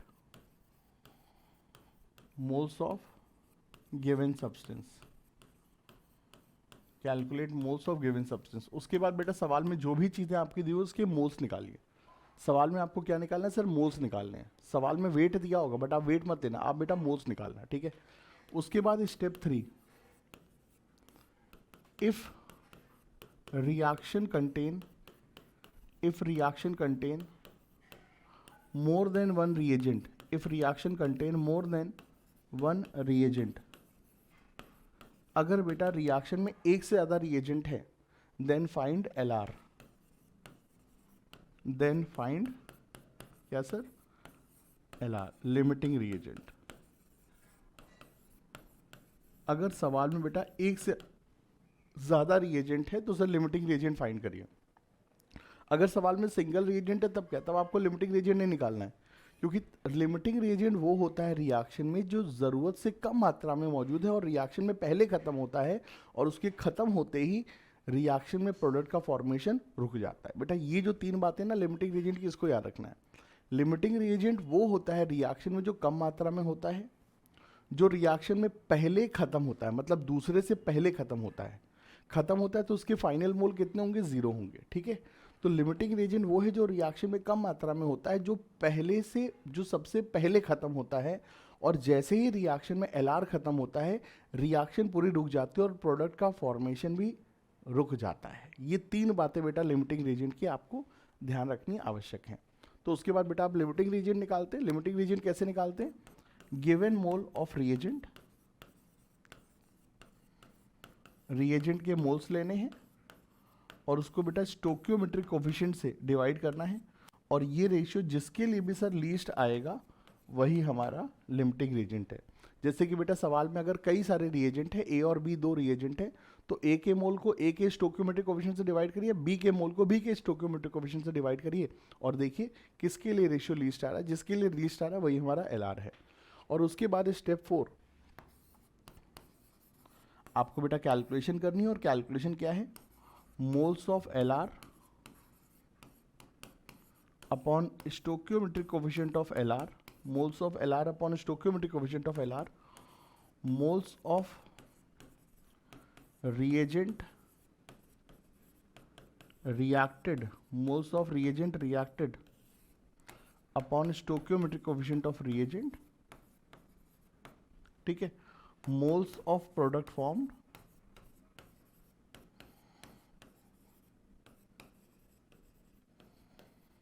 upon stoichiometric coefficient of product। तो ये सर जी अपने पास यहाँ पर सीन रहेगा, ये सर जी अपने पास यहाँ पर सीन रहेगा, ये सर जी अपने पास यहाँ पर सीन रहेगा। और इस तरीके से सर हमको देखिए यहाँ पे कार्यक्रम को अंजाम देना है। ठीक है, ये चीज़, ये लीस्ट वाली बात यहाँ पे नहीं रहेगी, लीस्ट वाली बात यहाँ पर थी। ठीक है, तो ये हमारा बेटा काम करने का तरीका है। Moles of reagent upon stoichiometric coefficient का रेशियो ये हर केस में सेम रहता है। हर रिएक्शन में जो चीज़ें रिएक्ट होती है, कंज्यूम होती है, वो स्टोकियोमेट्रिक कोफिशिएंट की प्रोपोर्शन में ही रिएक्ट और कंज्यूम होती है। तो इसीलिए ये रेशियो आप हर एक के लिए इक्वेट कर सकते हैं। लेकिन यहाँ पर ध्यान रखना, यहाँ पर क्या है, मोल्स ऑफ रिएजेंट रिएक्टेड। अगर कोई रिएजेंट एक्सेस मात्रा में है तो एक्सेस से नहीं मतलब है, उसका कितनी मात्रा रिएक्शन में यूज होगी वो यहाँ पर लेना है, कितना कंज्यूम हुआ वो लेना है। तो ये कंज्यूम्ड मात्रा है। अगर आपको निकालना है रिमेनिंग मोल्स कितना होगा, तो गिवन मोल में से इस मोल को माइनस करोगे तो रिमेनिंग मोल आ जाएगा। इसी तरह से कितना मोल प्रोडक्ट का फॉर्म होगा, कितना मोल प्रोडक्ट का फॉर्म होगा वो इधर से आएगा चीज़ें। ठीक है, ये चीज़।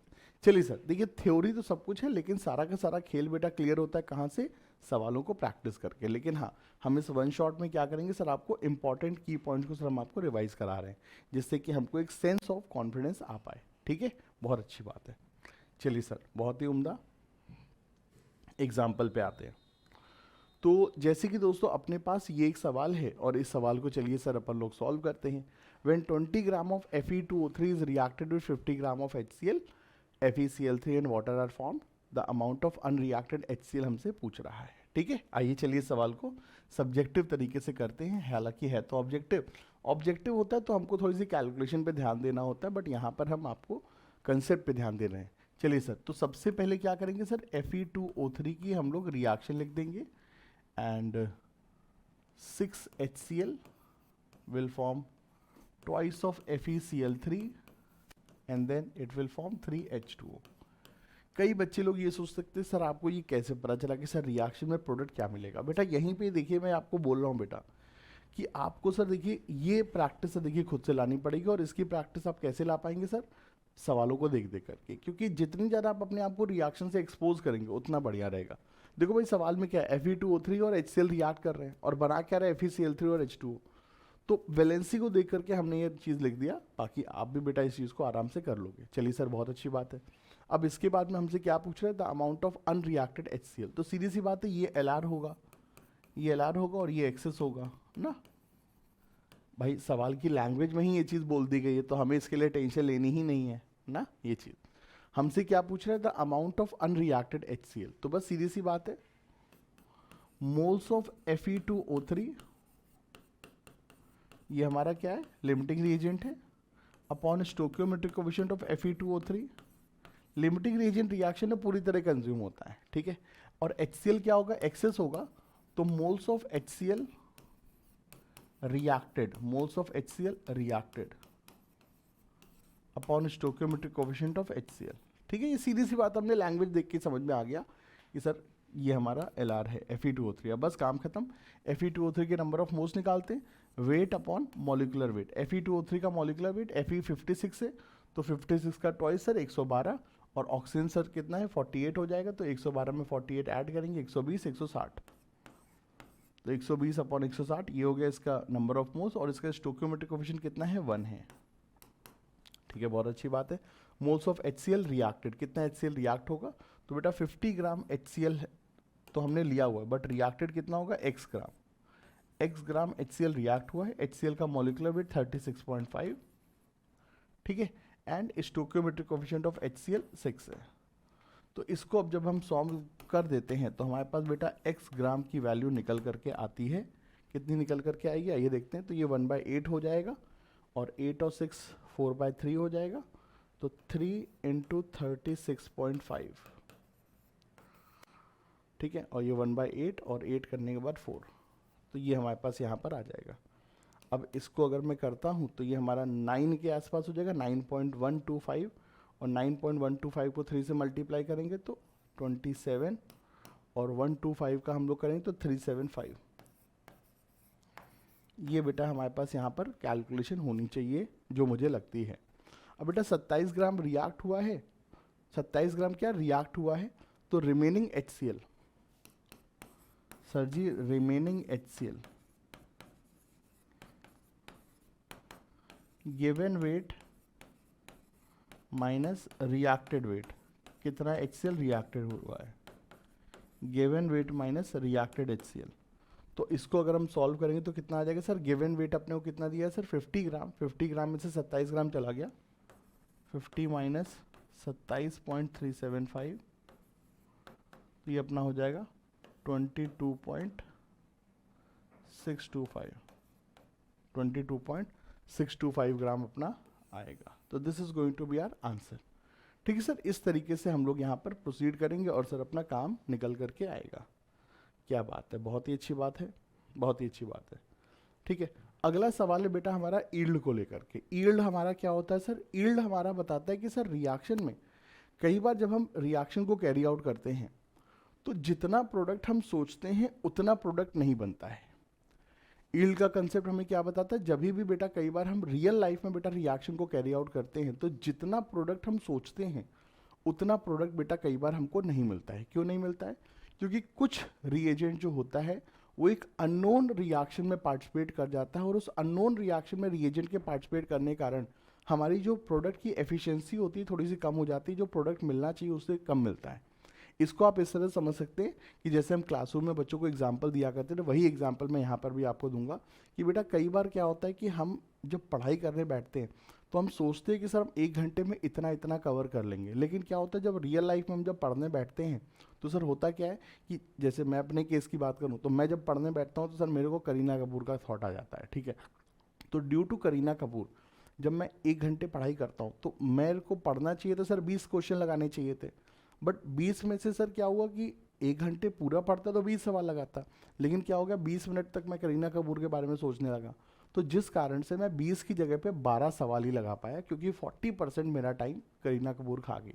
तो इसी तरह से आपके केस में भी होता है। आप भी बेटा कई बार क्या होता है स्कूल की कोई बात के कारण टेंशन में आ जाते हो, घर में मम्मी पापा की कोई बात के कारण आप टेंशन में आ जाते हो, कई बार आपको लगता है कि आज खाने में क्या बनेगा उसको लेकर के टेंशन में आ जाते हो। तो इस तरह की जो लाइफ में एक्टिविटीज़ होती हैं उसके कारण कई बार हमारा माइंड डिस्ट्रैक्ट हो जाता है।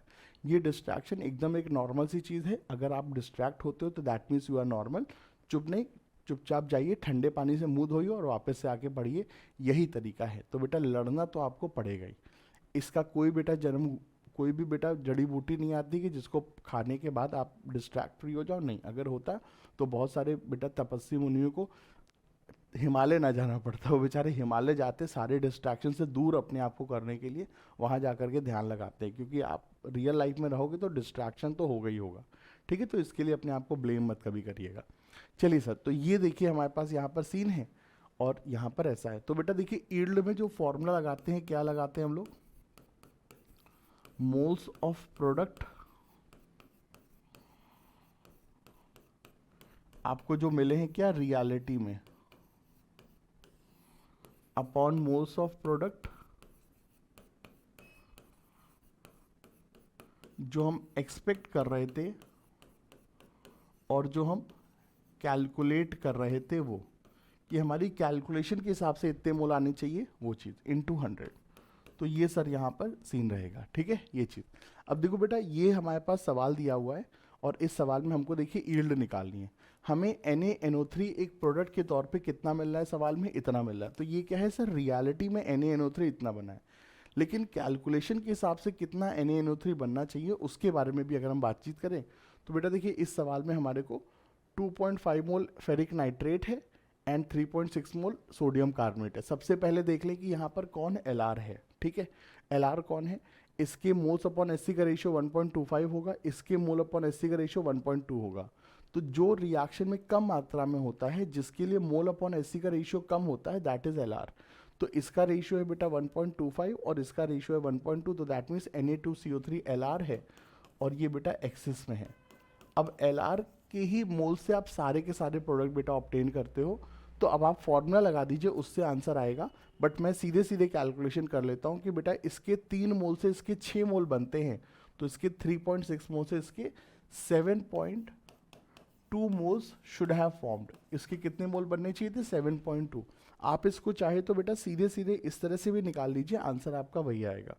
तो सवाल में लिमिटिंग रिएजेंट के हिसाब से जो कैलकुलेशन है वो बेटा प्रोडक्ट की बता रही कि सर 7.2 मोल मिलने चाहिए, क्योंकि 3 मोल से 6 मोल मतलब 1 मोल से 2 मोल मतलब 3.6 मोल से उसका डबल 7.2 मोल मिलने चाहिए थे।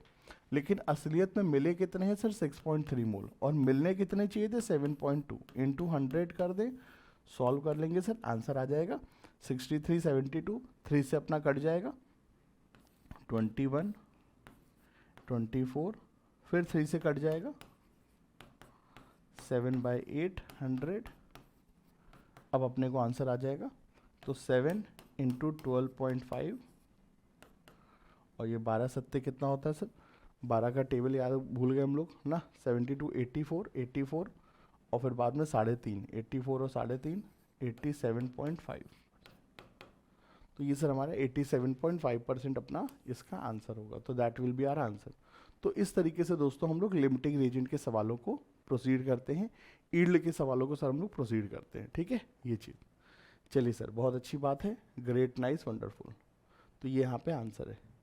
इसके बाद हम लोग आते हैं सर कहाँ पे, एम्पेरिकल एंड मॉलिक्यूलर फार्मूला के सवालों पे, कि कैसे हम लोग एम्पेरिकल एंड मॉलिक्यूलर फार्मूला के क्वेश्चंस को हम लोग सर देखेंगे, उसके बारे में चलिए सर हम लोग बातचीत करते हैं।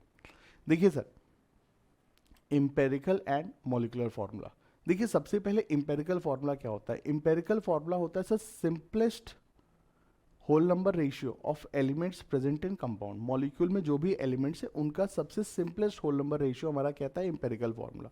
और मॉलिक्यूलर फार्मूला क्या होता है, मॉलिक्यूल में जो एग्जैक्ट संख्या है एलिमेंट्स की, एक मॉलिक्यूल में जो एग्जैक्ट संख्या एलिमेंट्स की, उसको कहते हैं क्या सर, मॉलिक्यूलर फार्मूला, ठीक है ये चीज़।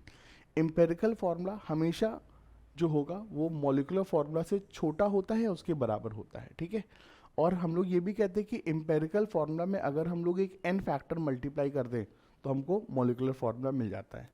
तो एम्पेरिकल फार्मूला की डेफिनेशन तो हम लोग समझते ही हैं, simplest whole number ratio of element present in molecule. Simplest whole number ratio of element present in molecule, ये एम्पेरिकल फार्मूला है। और मॉलिक्यूलर फार्मूला क्या है, exact number of elements present in molecule, ठीक है। तो empirical formula simplest whole number ratio of element present in molecule।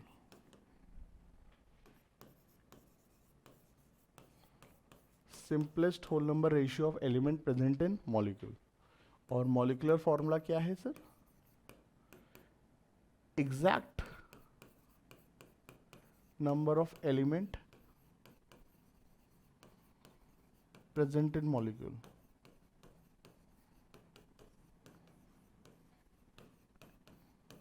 ठीक है, exact number of molecule present in, exact number of element present in molecule. जैसे कि बेटा example लेते हैं हम लोग ऑक्सैलिक एसिड का। हमने सर ऑक्सैलिक एसिड नाम का एक कंपाउंड लिया H2C2O4। तो ये क्या है सर, इसका मॉलिक्यूलर फॉर्मूला। मॉलिक्यूलर फॉर्मूला क्या बता रहा है कि ऑक्सैलिक एसिड के एक मॉलिक्यूल में 2 हाइड्रोजन, 2 कार्बन और 4 ऑक्सीजन होंगे। लेकिन इसका इम्पेरिकल फॉर्मूला क्या होगा सर, इम्पेरिकल फॉर्मूला होगा हमारा 2, 2 और 4 को हम सिंपलेस्ट रेशियो में कैसे कन्वर्ट कर सकते हैं, इसको 2 से डिवाइड कर दें तो H1 कार्बन 1 एंड O2। तो ये इसका इम्पेरिकल फॉर्मूला हो जाएगा, जो एलिमेंट्स की संख्या का सबसे सिंपलेस्ट रेशियो हमको दिख रहा है। ठीक है, ये चीज़। अब इसमें एक तीसरी पॉइंट याद रखिएगा कि हमेशा मॉलिक्यूलर फॉर्मूला या मॉलिक्यूलर वेट जो होगा,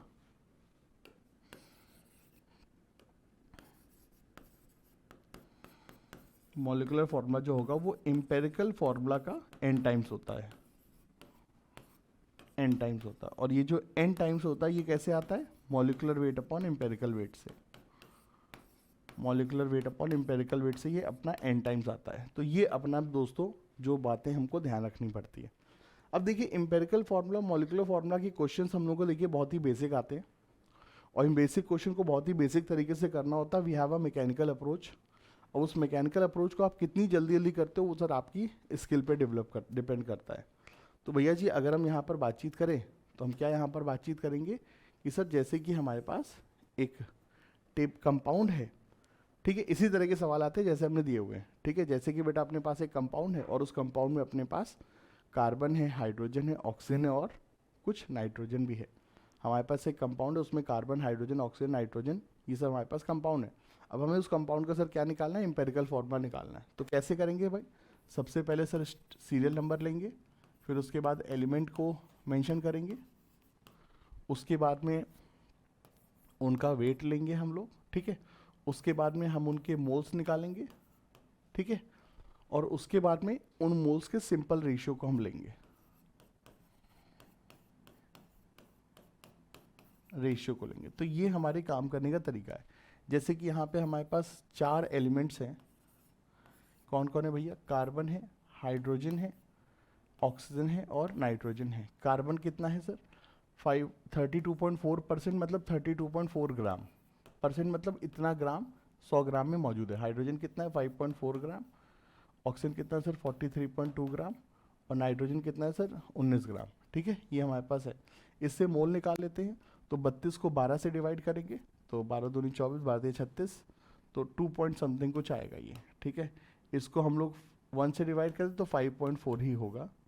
इसको हम 16 से डिवाइड करें तो 16 48, तो ये भी 2 पॉइंट समथिंग कुछ आएगा।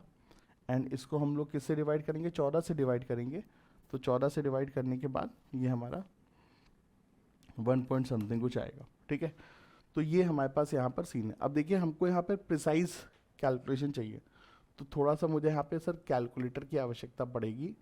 और सब्जेक्ट टूल पे मैं आता हूँ, डिसिप्लिन टूल्स पे आऊँगा, और यहाँ पर हमारे पास डिसिप्लिन टूल मैथ्स में कैलकुलेटर पे आ जाते हैं। तो बिना कैलकुलेटर के देखिए सवाल करने थोड़े से मुश्किल हो जाते हैं। 32.4 अपॉन 16, तो 2.025, नहीं सॉरी कार्बन था ना, 32.4 अपॉन 12, 2.7,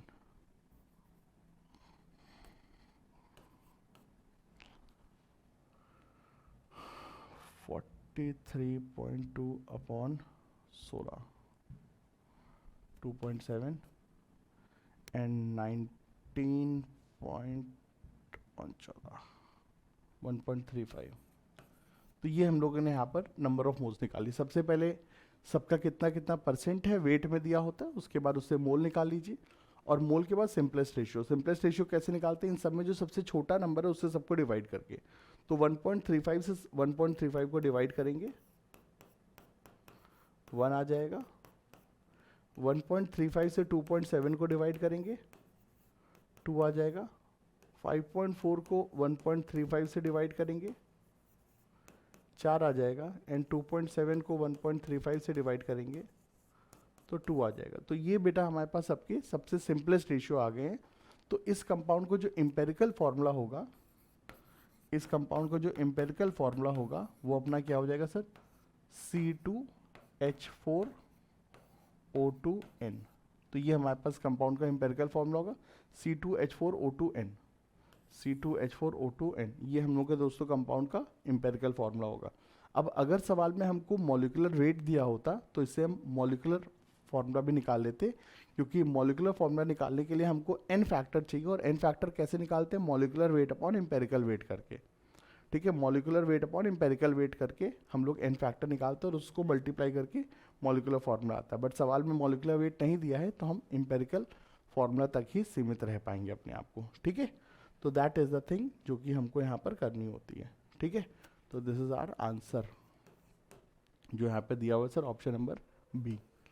तो ये सब दोस्तों हमारे पास यहाँ पर चीज़ें होती हैं, एंड यहाँ पे हम अपने इस बेसिक लेक्चर जो मोल कंसेप्ट का सर एक बेसिक लेक्चर है, जिसमें सर बेसिक कंसेप्ट को हमने सर रिवाइज किया कि कैसे हम लोग नंबर ऑफ मोल्स निकालते हैं, कैसे कंसंट्रेशन टर्म्स निकालते हैं, और कैसे हम लोग क्या कहते हैं स्टोकियोमेट्रिक कैलकुलेशन के सवालों को सर कंप्लीट करते हैं। ठीक है, अब जैसे कि मैंने बोला कि इस वीडियो लेक्चर के साथ साथ आपको क्या क्या मिलेंगे, आपको सारे के सारे लेक्चर नोट्स आपको मिलेंगे जो हम यूट्यूब पे अपलोड करेंगे, और साथ साथ आपको क्या मिलेगा, और भाई आपको मिलेगा क्या, एक होमवर्क एक्सरसाइज की शीट जिसमें हम आपको 10-15 क्वेश्चन के सर होमवर्क क्वेश्चन देंगे जो हम आपको यहाँ पे अपलोड करके देंगे। ठीक है, तो ये सारी चीज़ें हम आपको यहाँ पर प्रोवाइड कराएंगे। अच्छा, इस वीडियो लेक्चर को बेटा देखने के बाद कुछ चीज़ों को आप लोग ध्यान रखिए कि इसके बाद आपने क्या करना है। देखो बेटा, सबसे पहले समझो कि ये जो video lecture that is not the end.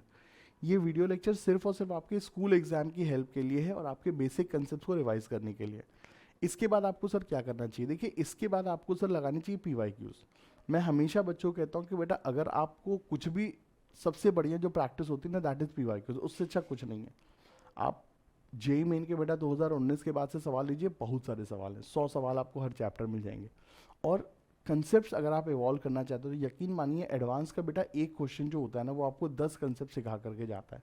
तो आप 2010 के बाद के बेटा एडवांस के क्वेश्चन ले सकते हैं। अगर आप टीचर्स के साथ लगा रहे हैं तो वो आपको 90s के बहुत अच्छे अच्छे क्वेश्चन भी आपको लगवाएंगे, तो उनको लगा करके सर आप अपनी प्रैक्टिस को नेक्स्ट लेवल तक ले जा सकते हैं। But it is not the complete level, ठीक है, बट येस ये आपकी स्टार्टिंग पॉइंट है। ठीक है, और स्कूल एग्जाम के लिए तो it is more than sufficient. तो ये दोस्तों आपके लिए ध्यान है। तो अगर आप कॉम्पिटिटिव एग्जाम को एम कर रहे हैं, अगर आप जेई मेन और नीट का आपका एम है, तो दोनों ही केसेस में सर आपको देखिए जेई मेन के सवाल आप लगाइए। नीट वाले बच्चों को भी हम ये रिकमेंड करते हैं कि भाई जेई मेन के सवाल लगाइए, आपकी कंप्लीटनेस बहुत अच्छी हो जाएगी। तभी आप देखिए फिजिकल केमिस्ट्री में एक्सेल करेंगे। और अगर आप जेई लेवल के हैं तो बेटा यकीन मानिए एडवांस के सवाल आप लगाइए, चाहे आप मेंस की तैयारी करें चाहे एडवांस की तैयारी करें, एडवांस के क्वेश्चन ज़रूर लगाइए। They will give you very good understanding of concepts. ठीक है, तो ये हमारे पास यहाँ पर आगे का कंसेप्ट है। चलिए sir, thank you so much, bye bye, take care.